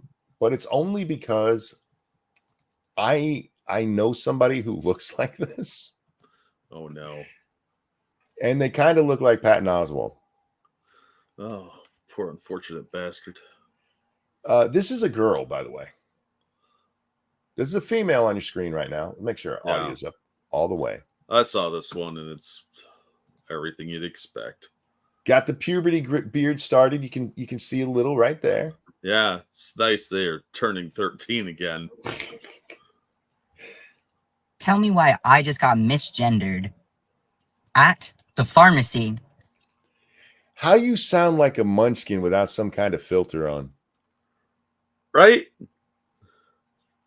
Follow the yellow brick road. Getting my testosterone needles. I literally introduced myself saying that I'm a trans man on hormone replacement therapy. They called you a girl when you introduced yourself as a trans man. I wonder how that happened. That's a mystery for the ages. Maybe we can get Candace to go figure that out in her journalistic self. Right? We may need to get Graham Hancock on this one too. Therapy. And I'm inject myself with testosterone, and I'm here to get the needles. And it's because I usually get it mailed to my house, but they mailed me the syringes and not the needles. So I came to get the needles. Tell me. You probably said it just like that, which irritated the shit out of them. Instead of just saying, I'm here to pick up some needles. You had to give them your whole backstory about how special you are. By the way, you should probably get your eye looked at. That's not natural. Yeah. Well, there's a lot of things that aren't natural going on here. Have a good night, Bubba. Later, Bubba. I'm thinking herpes. Oh. Actually, I'm thinking there might be an infection from this little ball right here, which happens to be right above the weird eye part. I was gonna go with like birth defect, like Down syndrome. Tell me why this booger top. Yeah, it looks like they have an Oscar the Grouch laying on their head. I thought they scalped an Oompa Loompa and still put it on their head. woman yells across the room, she needs needles so she can inject her medicine. Because you're a trans man who's told them you need your needles to inject your medicine. Yeah, which means you're a woman biologically. You're a chick. You're born with a vajayjay. Who is she? You cannot tell me. You cannot tell me for a second that this is the voice of a woman. Absolutely, I could. That sounds like the voice of a woman who is taking hormone replacement. Yeah. And you sound like a woman who's trying to do an impersonation of a man very poorly. Or the presentation. Just because you throw on a mechanic shirt and okay, look, that hair says woman. I'm sorry. That just says woman. Well, the incessant whining says woman too, but here we are. And the introducing yourself and needing to give the whole life story instead of just telling them what you need and letting them get on with their fucking day. I mean, I have facial hair. My voice. No, you don't. Like a fat lady at a family reunion has facial hair. It's like when your 14-year-old son comes up to you and goes, "Look, Dad, I have beard hair." And there's like one little piece of fuzz that had grown. Like, yeah, you do, buddy. Yeah, you do. Good job. Here's your sticker for effort.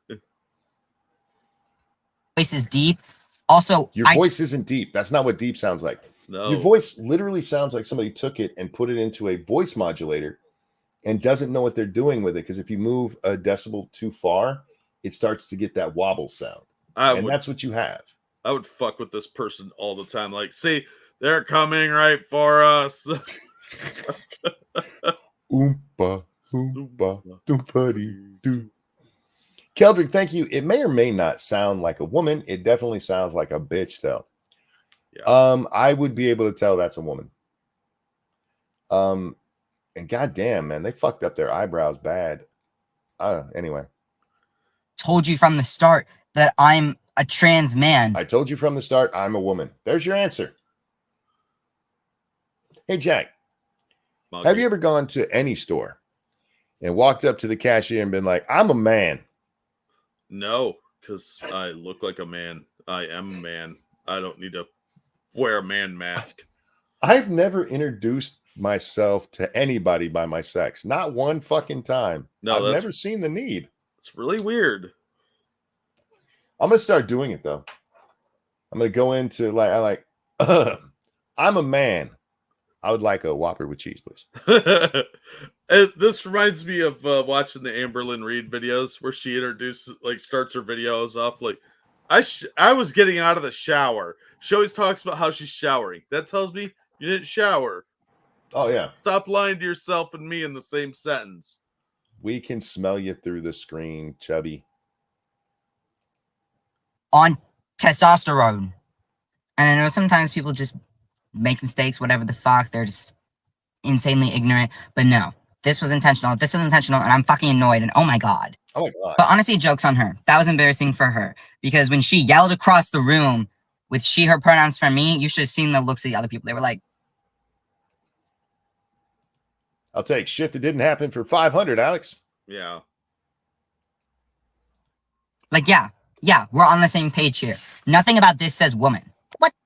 No, it says weirdo, honestly. Yeah. It's not right to put that on women.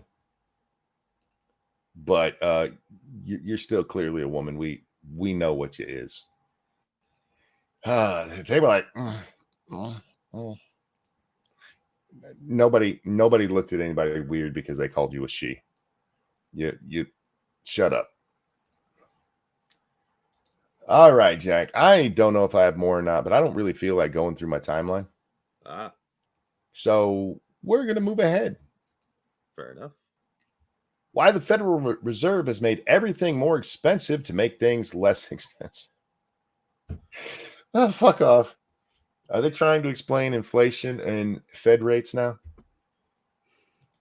A little bit of science and a little bit of art go into slowing down the behemoth that is the U.S. economy.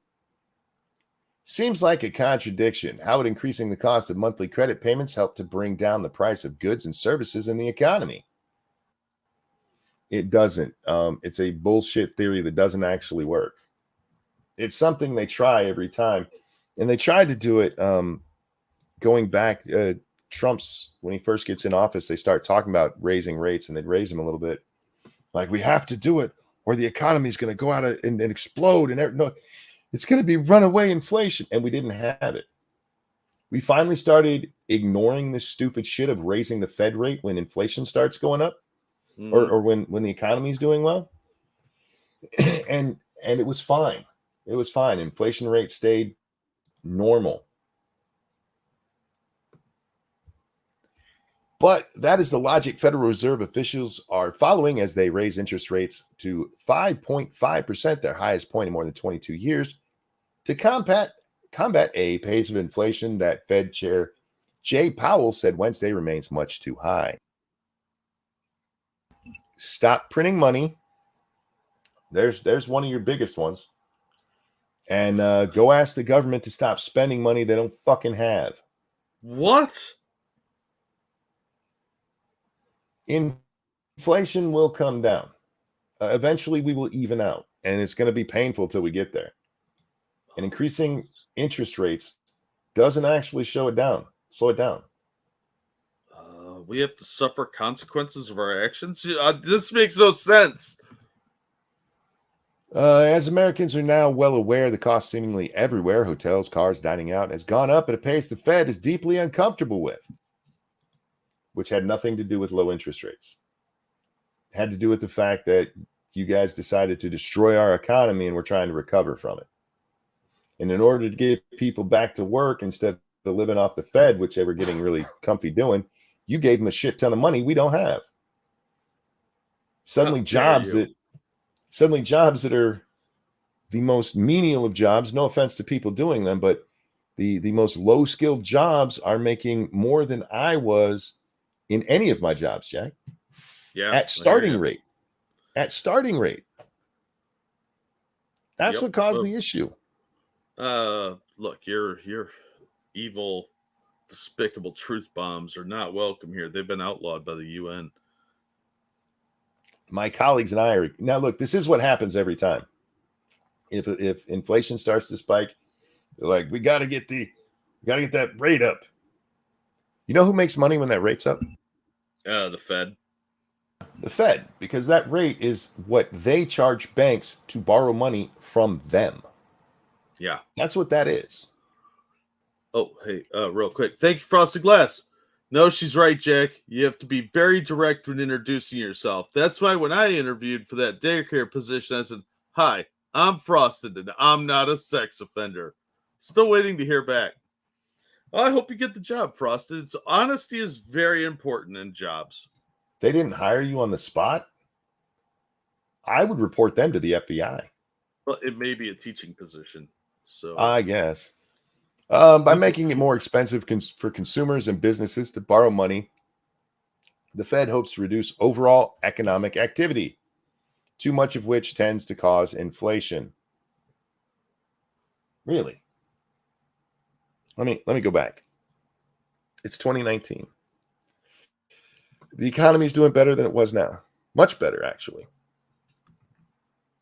We didn't have massive inflation. So if a really good raging economy causes inflation, why didn't we have any then? Anyone? You ask a lot of questions for somebody that doesn't want to go to jail. It's a trade-off. Raise costs now so that consumers and businesses don't expect prices to increase in the future. Science, y'all. They called this shit science. All right. I'm done with this article, Jack. I can't. I'm sorry. That's fucking stupid. I don't agree with that. What's the word I'm looking for here? Belief system when it comes to economics. I think that is a flawed system that maybe it worked at one time, Jack. I don't know. But it doesn't seem to actually do anything. All it does is make the Fed a lot more money. Yeah. Oh, theory. Yeah. I mean, between that and Keynesian economics, I don't know how we still have a fucking economy anymore. It's all artificially propped up by the quantitative nonsense that stunts they pull. I did want to point out that there was an update to something we had talked about a while back. And I've been wondering about this myself. Coach Red Pill apparently posted online for the first time in a very long time. Oh, yeah, I saw that today. Yeah. And honest to God, when I first saw it, before he starts talking and I realized what it was, I thought it was that Rachel Levine chick. Oh, Jesus. Look at it again. Tell me it doesn't look like it. Oh. Yeah. Yikes. But yeah, isn't he like getting ready to leave Ukraine? Yeah, he's trying to get out of Ukraine and into Hungary. And honestly, that's probably the best move he could make because they're probably going to kill him. I thought he was already dead, honestly. Well, lots of people did because he went so silent for so long. And we do know the Ukrainians were fucking with him. Yeah. For his what they call pro-Russian stance. They called him like a Russian agent, more or less. Yeah. But there's been no update since he posted a 25 post thread on Twitter. It said he was at the checkpoint. And yeah, I mean, look, I don't really care about what he was saying about the Russians, some of which he was not wrong on, because Ukrainians are kind of dirty, but they didn't like him admitting, pointing that out. I don't agree with a lot of what Coach says, and his argument with Hammer was funny as fuck on the show. Yeah, sorry, with Polly. And he's actually been on the show a couple of times. He was always polite, except for that conversation, which turned unnecessarily angry. And Polly was even like, I don't want to do this on your show. I'm like, no, dude, you guys can have the discussion. I don't care. And Polly wasn't even the one that made it angry. It was Coach. He lost his shit over that stuff. Well, Polly was poking him a little bit. He was, but you can have that conversation. I've seen Coach have conversations with contentious people and not turn into a raging lunatic. Yeah. No, but my point being, I still don't, no matter what I think about the guy, I don't want him to die to Ukrainian Nazis. Yeah, no shit. Yeah, I hope him and his family can escape and get to a safe place. I don't have anything for or against him. I'm pretty indifferent on Coach Red Pill. He was always nice to us when he came on the show, and I'm just largely indifferent. I just don't think he deserves to die for having a different opinion than the ruling party. So, doesn't he have U.S. citizenship? I think he still does. He does, but his wife doesn't. Yeah, his wife does not. So I think he has dual citizenship with Chile. I think he's Chilean and has U.S. citizenship as well. But I don't think she does. And I think they have a kid together. But I just hope they get somewhere safe and he's out of the grip of the Ukrainians, because I wouldn't trust them not to kill the guy. No, and the State Department's done nothing for him. So, and they could have, because we are giving them a ton of stuff. The State Department easily could have got him out of jail, and they didn't even try, from the sound of it. I think a lot of what the content Coach used to make was trash. I'll just be honest about it. It was Tate before Tate was. Yeah, he was playing on the Peterson popularity train. Yeah, and it worked for him for a really long time. It did. He even after his name was mentioned all that often, when it started to die down, he still had a decent audience all the time. Which is neither here nor there. I just don't want the guy hurt. I mean, he didn't do nothing. I can disagree with him all day long about how dumb women may or may not be, but that doesn't mean he deserves to die in Ukraine at the hands of fucking fascists. Oh, whoops, we're not supposed to say that about them. No, we're not there, so we could call them the reality of the situation. Yeah, look, the fucking Nazis. And he was pointing out that they were doing a lot of propaganda operations, which is what true. Really got him in trouble, I think. Well, at the very beginning, what started them calling him a Russian, he was merely pointing out that the Ukrainian army has a snowball chance in hell of beating the Russian army. Yeah, which was accurate. And then we very accurate. Hundreds of billions of dollars. For the record, Frosted, I don't think you deserve to die. No, not at all. He said, I noticed you've never said that about me. There have been times I might have want you tortured for an article or two, but never killed. Yeah, a couple of red hot pokers, Yeah. Nothing personal, just. Well, a little personal, be right in the anus. Wow, that's it's a little personal. That's a bit extreme, yeah. I don't know about extreme, but it's definitely personal. Anyhow, yeah, no, I'm glad you brought that up. But yeah, I hope Coach is all right. Which actually reminds me of something else, Jack, which I meant to point out. I gotta go back to my profile. I'm gonna be honest. Sometimes I hate going to my profile. I get annoyed with it. I'm gonna throw a GoFundMe into the chats here, guys. This is for Maddie, old friend of the show. Mm-hmm. I don't even remember what she used to go by. I couldn't tell you. Fuck, somebody help me out. I know somebody knows. But she has cancer, and she's not asking for a lot. She's just asking for help with the cancer related bills. She is putting I'm going to put this on the screen too. She's putting the actual bills up so you can read them, see them yourself. She's only asking for just under $7,000 to just try to help pay the bills there.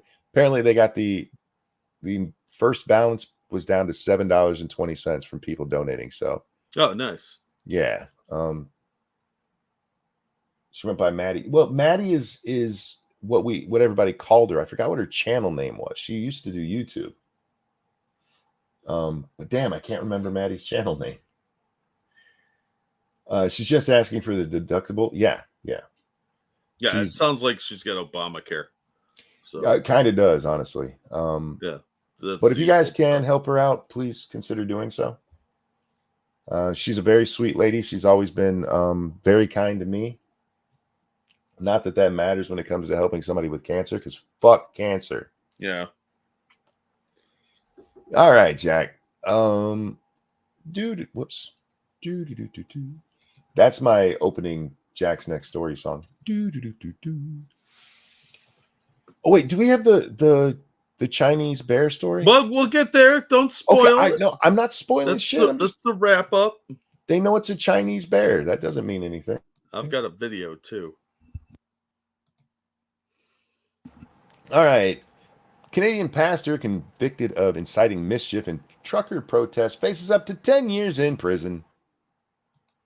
You remember those horrible Canadian protests where they burned down cities and killed people? No. Do you remember ones where they had barbecues and ball pits? Yes. Yeah, that's what this one is. Not the horror. Oh, those weren't trucker protests. Those were good little boys and girls bringing about positive, necessary change in society here in America. I forgot. That's my bad. Pastor Arthur Pawlowski. His troubles began with Canadian authorities long before his sermon to commercial truckers encouraging their peaceful defiance against what he thought were oppressive public health mandates for COVID-19. Let's talk about those for just a second, because I don't know if it's in here. One of the things the truckers were protesting is having to wear masks in their fucking truck when they were alone. Yeah. They by themselves. Like, nah, bro, you can't do that shit. If you're coming in here, you can't do that. And the trucker's like, this is fucking stupid. You know why? Because it's fucking stupid. In 2005, he began serving and ministering to downtown Calgary, Alberta's poor and downtrodden. To Alberta's poor and downtrodden. In other words, this is his quote, feeding the homeless and praying for them, which is now illegal, he describes to the Epic Times in a telephone interview while under house arrest in Calgary following his court conviction in May for inciting mischief and violating his release conditions. The police eventually showed up at Mr. Pawlowski's church, telling him he couldn't feed the homeless by law. I just want to read that again. He couldn't feed the homeless by law. Neither was he allowed to assemble or preach in public. Canadians, tell me again about your free speech laws. Yeah, you're so free up there. Such actions are also illegal and punishable with tickets, fines, and even jail time. They even have laws on the books that distributing printed materials, Bibles, and gospel tracts is illegal. So I got ticketed for that, Pawlowski said. He added the tension with authorities had reached the point to where the police showed up at his church weekly. During the pandemic, he received 40 tickets for COVID-19 violations, including one for a Christmas celebration, he said drew a response from over 100 police officers, 52 police vehicles, as well as anti-terrorism units for preaching on Christmas. Monster. For preaching to his flock on Christmas. Excuse me, it's winter holiday. Winter solstice. Over 300 citations between 2005 and 2015. Mr. Pulowski said he received over 300 citations for refusing to stop preaching, feeding the homeless, and doing what he thought was helpful to those in need. What a dick. He was feeding people, Jack. Like an asshole. You know what he should have been doing? You know what he should have been doing? He should have been passing out drug needles. Oh, yeah. That'd Have been way better. Yeah. Then he wouldn't have gotten in trouble. They'd been like, oh, let's give you a medal. Let's give you the Justin Trudeau Bronze Star. He was arrested and charged in 2006 for reading the Bible in public. Oh, son of a bitch. And considered being the first Canadian to receive a COVID-19 ticket for feeding the homeless, a badge of honor in what he said was a righteous defiance. Yes, it actually was. One, COVID, overblown. And no matter where you stand on mandates or anything, I've said from the very beginning, overblown bullshit. Shouldn't have locked down. People should have been gone to church. De Blasio shouldn't have been using it to Hitlerize the Jews there in New York. It was all nonsense. And this guy, this isn't even like the Michigan protest, right? This guy's going out and feeding the fucking homeless. Oh, you could get them sick and kill them. That's for us to do. Just wait a couple of years. We'll show you. Do you think they'll kill a homeless person if they come in and be like, I'm just done? Well, yeah, they'll just be like, here's your needle. I mean, that's what Canada does now, right? They kill people that ask for it unless you're transgender. Yeah, if you're sad, then. Did you see that story? Oh, yeah. Transgender person decided they weren't anymore, but they'd already had all the surgeries, and they asked to be put to death under the Canadian "it's okay to kill yourself" laws, and they were told no. If you're a soldier, go ahead and we'll help you kill yourself. If you're disabled, like me, Jack, I could go up there and they'd give me the needle. I'd just go in at the border. They'd be like, "Here, we know you're going to ask for it." Yeah, they might chase you with it like Benny Hill style, yakety sax playing, and you're running around trying to avoid the needle. But this chick who got mutilated can't deal with the pain from the mutilation. Won't let her do it. No, they don't want to be bigots. That'd be a hate crime. All right, that poor bastard up there.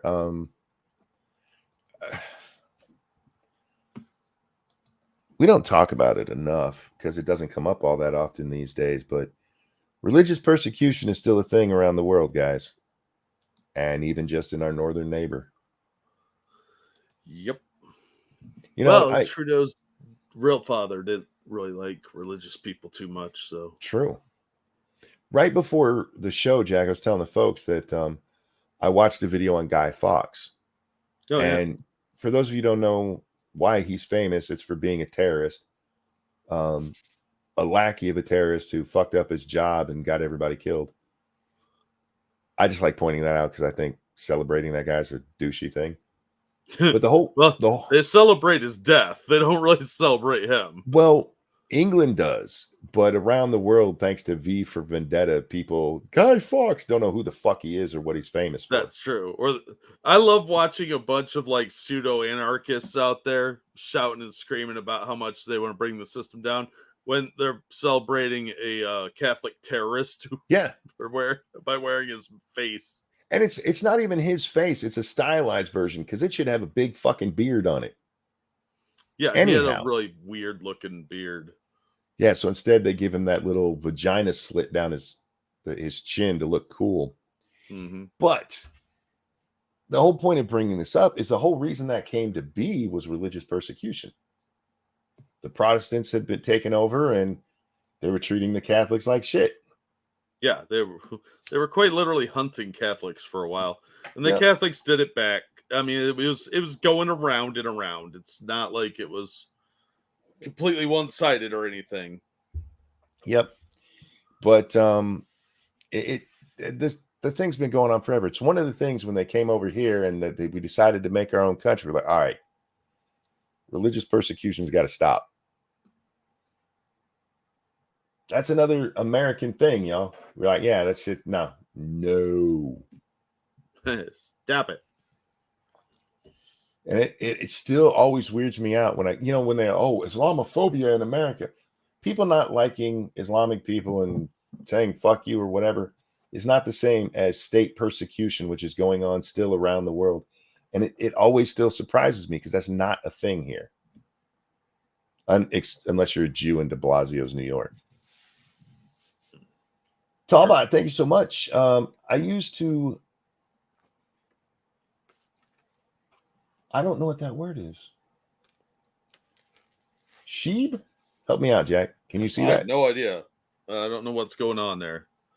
I used to Schleb cancer. Tried to claim alimony under common law marriage when she moved out. I don't know what that word is. Help me out. I don't know. Not you. I'm asking them now. I'm not asking somebody who already told me I don't know. Sometimes it's like having a conversation with my wife. Well, I'm the only other person here.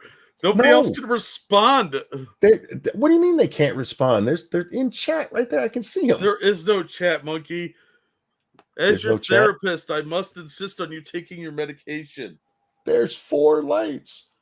Oh, that shit. Okay, gotcha. I think. Anyhow, moving right along. I think he means have.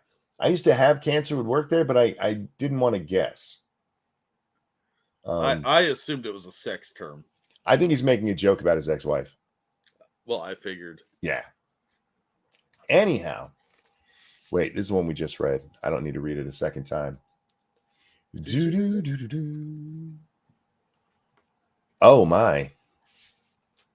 I didn't even see the headline. I just saw mug shots. Yeah, this is crazy. Woman's ear bit off in Florida house party fight, deputies say. They're both smiling in the picture. Like, mm-hmm. Wow. Florida woman arrested after biting ear off another woman during brawl over vape pens and alcohol. All right, I'm going to repeat this. It's kind of like Gremlins and feeding them after midnight. Do not give white women alcohol, all right? I just want a White Claw. Give me a White Claw. It doesn't turn out well. I can handle it. Give me a White Claw. The Bay County Sheriff's Office made an announcement on Thursday regarding the arrest of 2 women on charges of battery and felony battery causing bodily harm.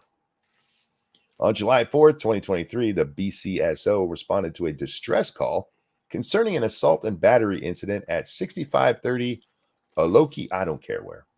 Upon investigation, it was determined that the incident had taken place at a house party organized by unsupervised minors. That's always a good idea. At a slightly different residence. It looks like it was a house or 2 down. Like those miners, they know how to party. They work in the caves all day, and they come out all covered in coal. Oh, not different, those kind? Different miner. Oh, okay.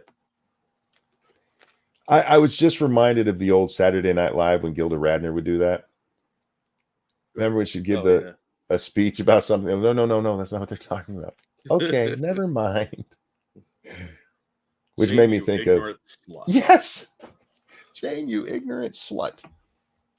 Oh my God! Just after midnight, a physical altercation occurred at the home involving several men in the party's yard. During the altercation, Macy Regan, whatever, attempted to leave and head back to her own house. That's the first house mentioned. However, Dixie Styles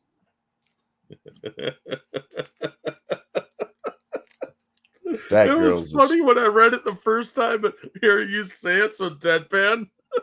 That chick is going to be a stripper, man. That is her stripper name, I would hope. You can't name your child Dixie Styles. Oh, God. Who was present at the party, confronted Regan, accusing her of stealing alcohol and vape pens. In the midst of the confrontation, Regan produced a 9mm handgun from her waistband. Styles reacted by pushing the firearm away, which led to a physical altercation between the 2 women. That chick is lucky she ain't get shot. Right? Also, you did that wrong if she was able to push her gun away. Like, a chick named Dixie Styles probably used some stripper moves, but still. She pole danced it away. Yeah. During the scuffle, Regan, that's the chick who had the gun, by the way, bit off the top of Styles' ear. As a result of the fight, both parties sustained multiple bruises and lacerations. Styles' ear could not be reattached due to the severity of its injury. God damn. That's pretty bad. She Mike Tyson that shit. Yeah. She went in there and like, grrr! After the incident, 18-year-old Styles has been charged with battery, specifically the offense of touch or strike. I mean, I guess if she grabbed on her as she was leaving, but so far nothing. Pushing a gun away is not battery. That's self-defense. Yeah, she probably grabbed this bitch. Let's be honest. Meanwhile, 23-year-old Regan is facing charges of felony battery causing bodily harm. No gun charge? No, it's Florida, dude. Jesus fucking Christ. The investigation's ongoing. Wow. All right. I mean, I guess if grabbed her first, you could make the argument she pulled the gun in self-defense, I suppose. But if you're going to make that argument, her biting off that chick's ear is just, also self-defense. I don't understand. I think unless that chick was actually stealing, which I kind of doubt from the article, it sounds like they're just both drunk. I think that chick's probably going to get off the hook for everything.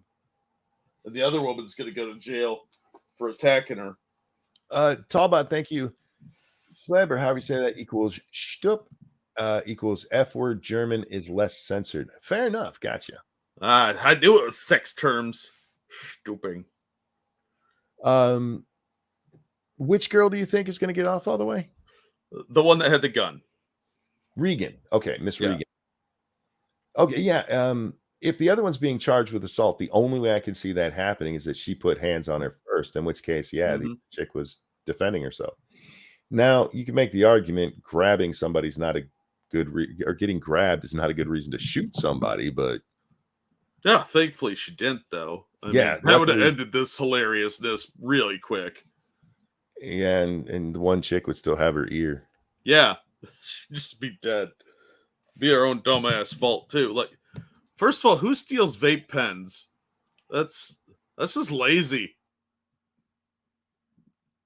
I mean, it's a house party thing, and I've seen people get into fights over like liquor being stolen, and I haven't seen a fight over cigarettes. I've seen animosity over them before. Yeah, it's just very childish, very smooth-brained kind of thing to fight over. You throw in drunk white women, who knows what's going to happen, man. Yeah, that's my favorite White Claw. Where you go? Is that my vape? That's my vape. She's stealing my vape. And I love how after you read the story, you can tell who's who in the pictures. Sure, yeah. Well, largely because of the wrap around one chick's head. Yeah, but at first you're like, oh, she's wearing a headband. Wait a minute. Shit, I forgot what I was going to say. That was a good comment too. Anyway. Sorry. No, it's not your fault. My brain did it. You know, I kind of want to bang that Regan chick though. She's kind of cute. Oh, yeah, that's what I was going to say. Stop giving white chicks alcohol.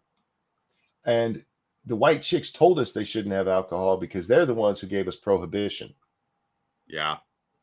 They were giving us a warning, you guys, and we didn't heed it.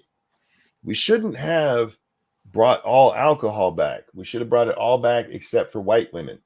Now, for the record, I have not seen very many Black or Latina women drunk, so I don't know how they get. Maybe they need to be added to the roll too.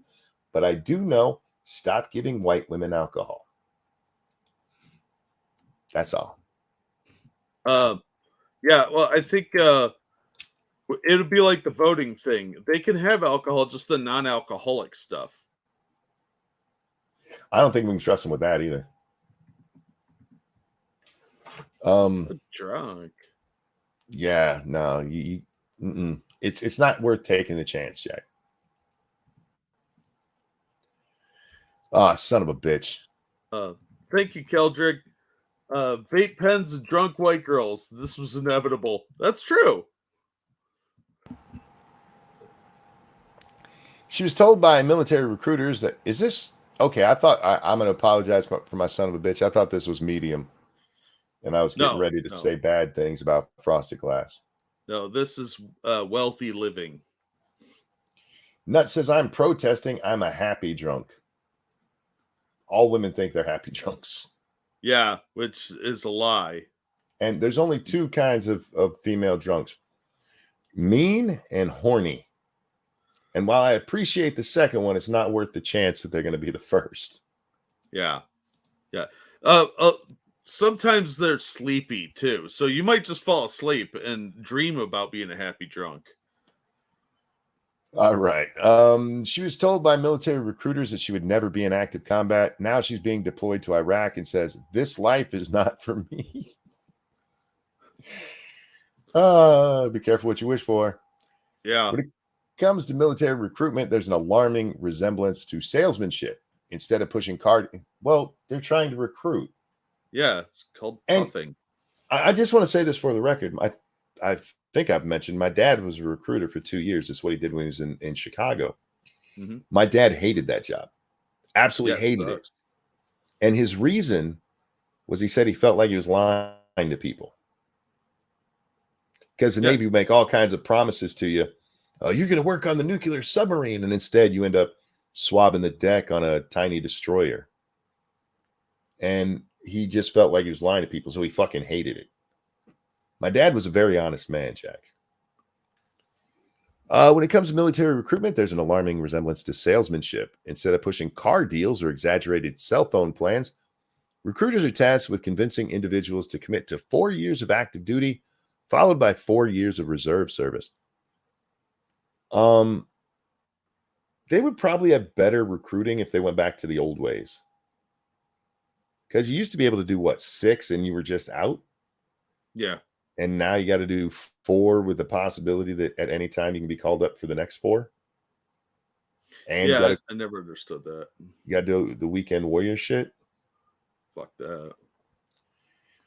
However, just like salespeople have been accused of bending the truth, presenting hypothetical scenarios, and even outright lying to secure enlistments.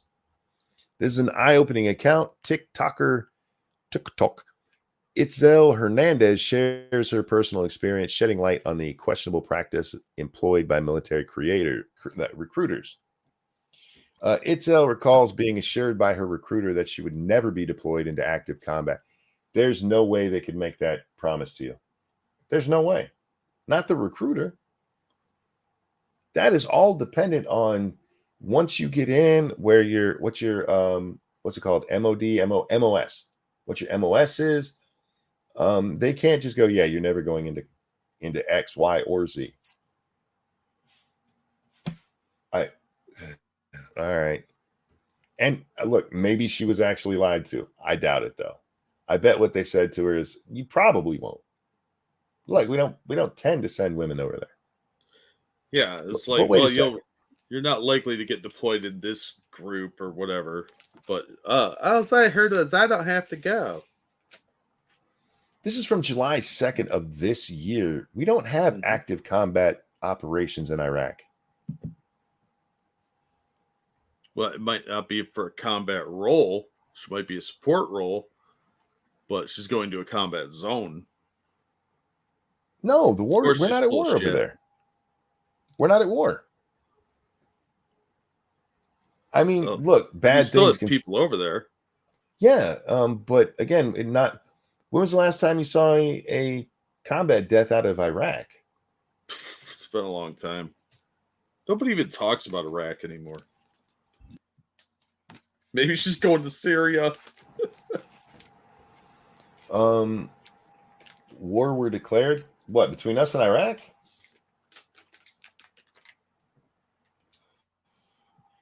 All right. Where are we at here? The reality turned out to be far from what she was told. Itzel reveals that she has been compelled to participate in monthly field routines.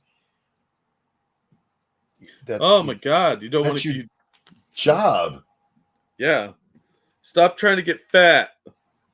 That's like saying I got hired at Walmart and I got to run the cashier, so the cash register. But they want me to do job training. Ugh. Fuck you, lady.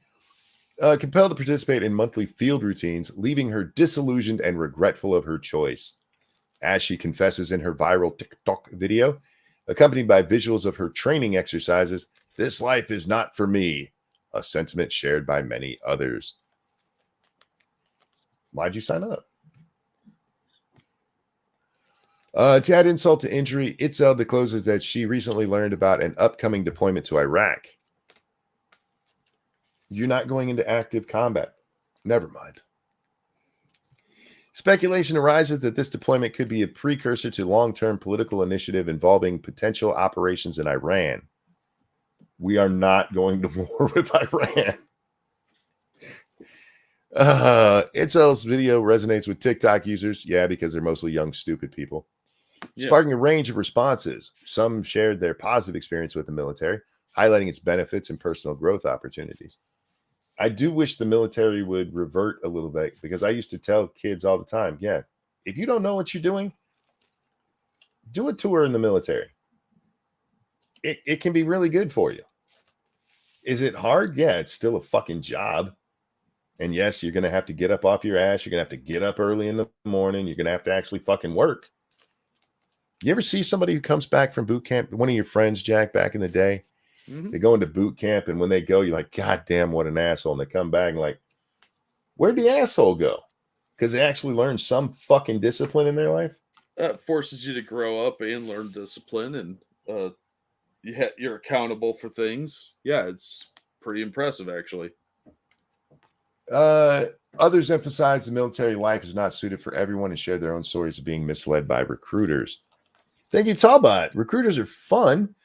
I was promised a lot of things that disappeared right after I was sworn in. Sworn in USAF September 11, 2001 at 8:46 a.m. War were declared. Wow. Damn. Well, that's timing for you, isn't it? Yeah, that's some interesting timing. I never thought about that. There was a big sign up after, September 11th, but there had to have been people that had signed up and were going in that day. Yeah. I remember when Bush said we were going into Afghanistan, and some parents of people that I knew that signed up prior to that were bitching and moaning, saying that they weren't supposed to see war. What? This is ridiculous. They can't deploy my kid. What'd you sign up for then? Frosted Glass, thank you. Where'd the asshole go? Horny drunk me. Criticism was also directed at Itzel, with some arguing that naivety played a role in believing that recruiters would be entirely transparent. Debates unfolded, illustrating the varied perspectives on military service and the challenges it entails. Many TikTokers echoed the sentiment that recruiters will say almost anything to entice potential enlistees. Well, these days, I don't doubt that at all. I mean, we've seen the recruiting numbers, Jack. Yeah, they're terrible. These claims shed light on the tactics employed to meet recruitment targets, often at the expense of transparency and individual considerations. Serious consequences. It became evident that the misleading practices extend beyond Itzel's experience, raising concern about the overall. This is not the news that the military needs. With recruiting already down, they do not need a news story going, yeah, recruiters are lying to you. Do your research. It is crucial for individuals considering enlistment to thoroughly research, ask probing questions, and ensure that critical aspects are explicitly included in their contract to avoid being misled or facing unexpected situations. I have to read a contract too? Oh. Here's the thing, though. I mean, life in the military changes. You can get stuff in writing, and all right, that's fine. And then you enlisted on September 11th, 2001.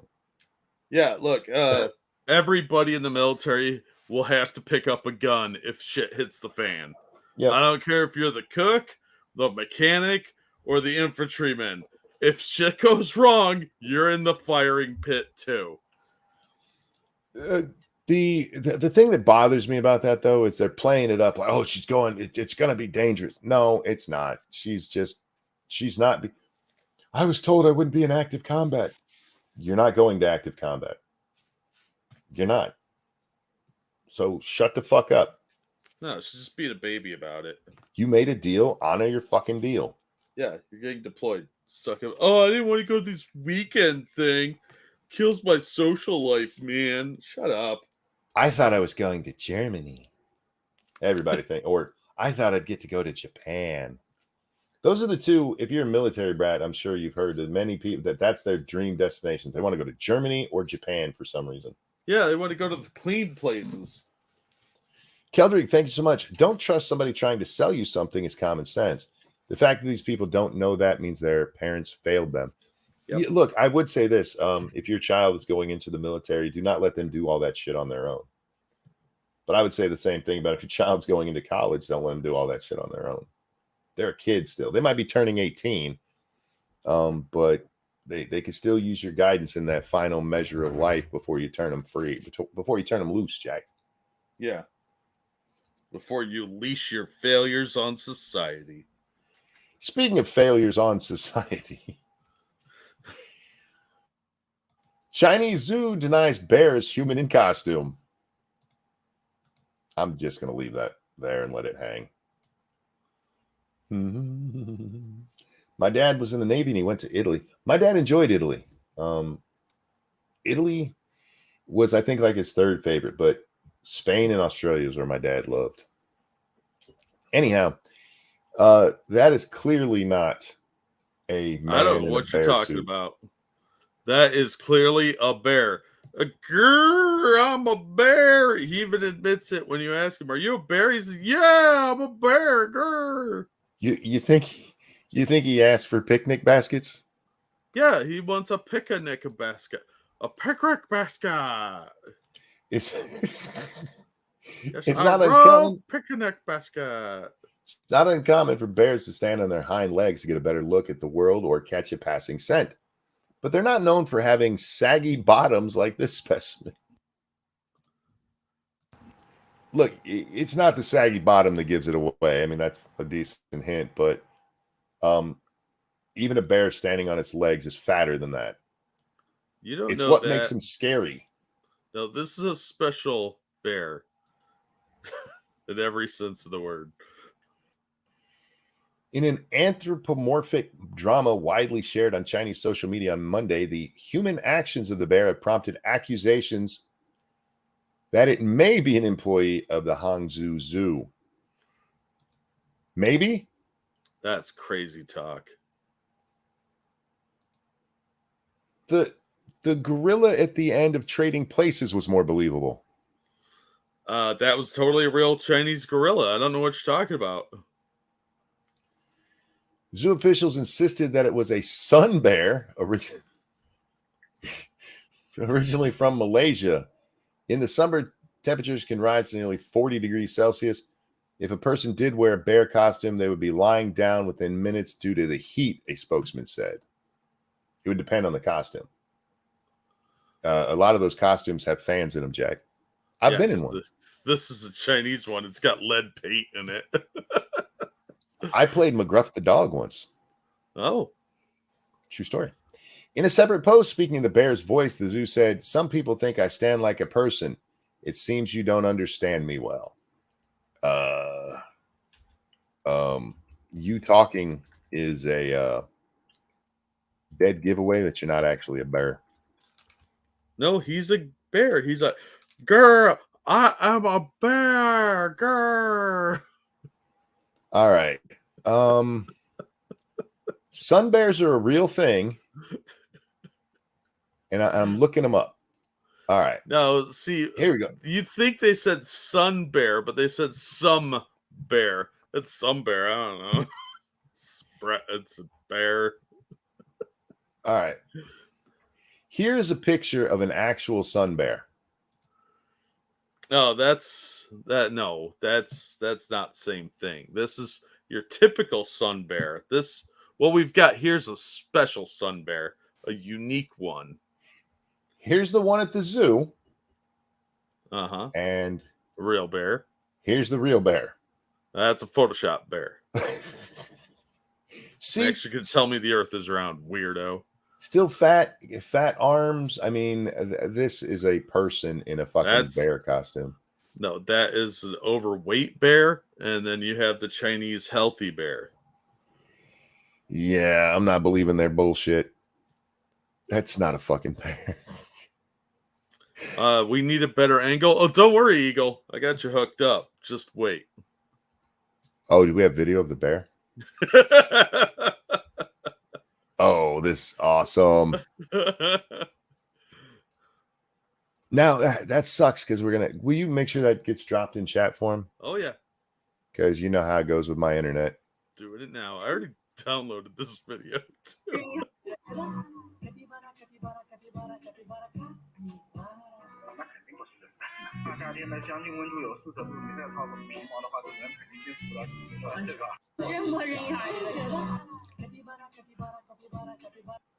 the head lump. Chinese zoos must be the greatest places on earth. Everybody just dresses up like an actual animal. It's like Disneyland. Yeah, but it's all in the exhibits. I would pay money to go watch this live. I would laugh my ass off. And there's some like little kid dressed like a penguin, and it'd be hilarious. Yeah, that's fucking weird, man. Oh, fucking Chinese. What are y'all doing over there?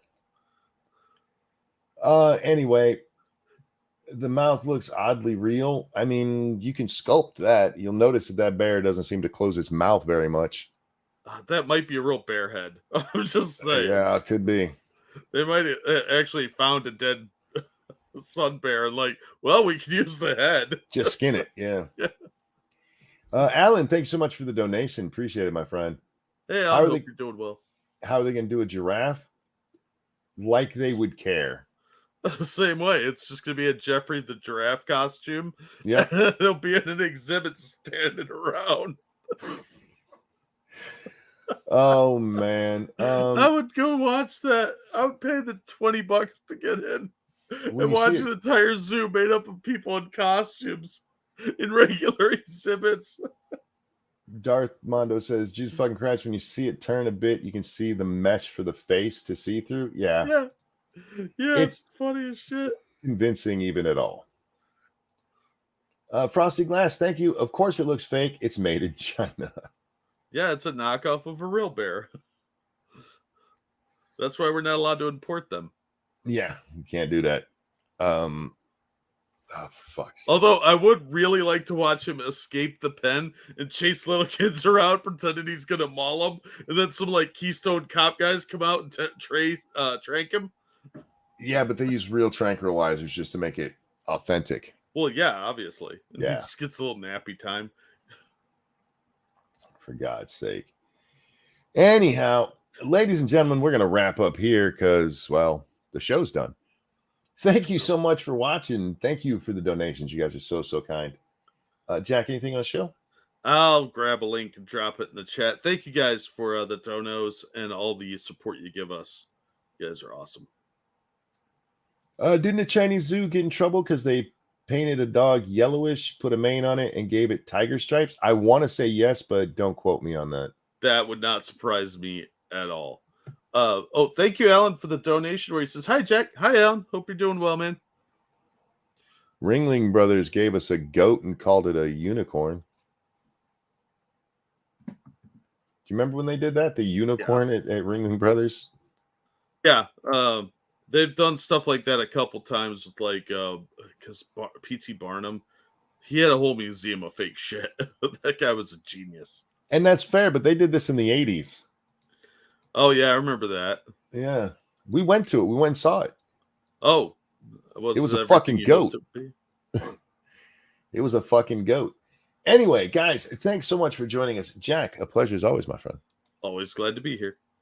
Have a good night, everybody. Take care, and we'll see you next time. Bye, everybody. That wasn't a bear. I don't care what the Chinese say, 'cause they will lie to you every night and every day. I made it right.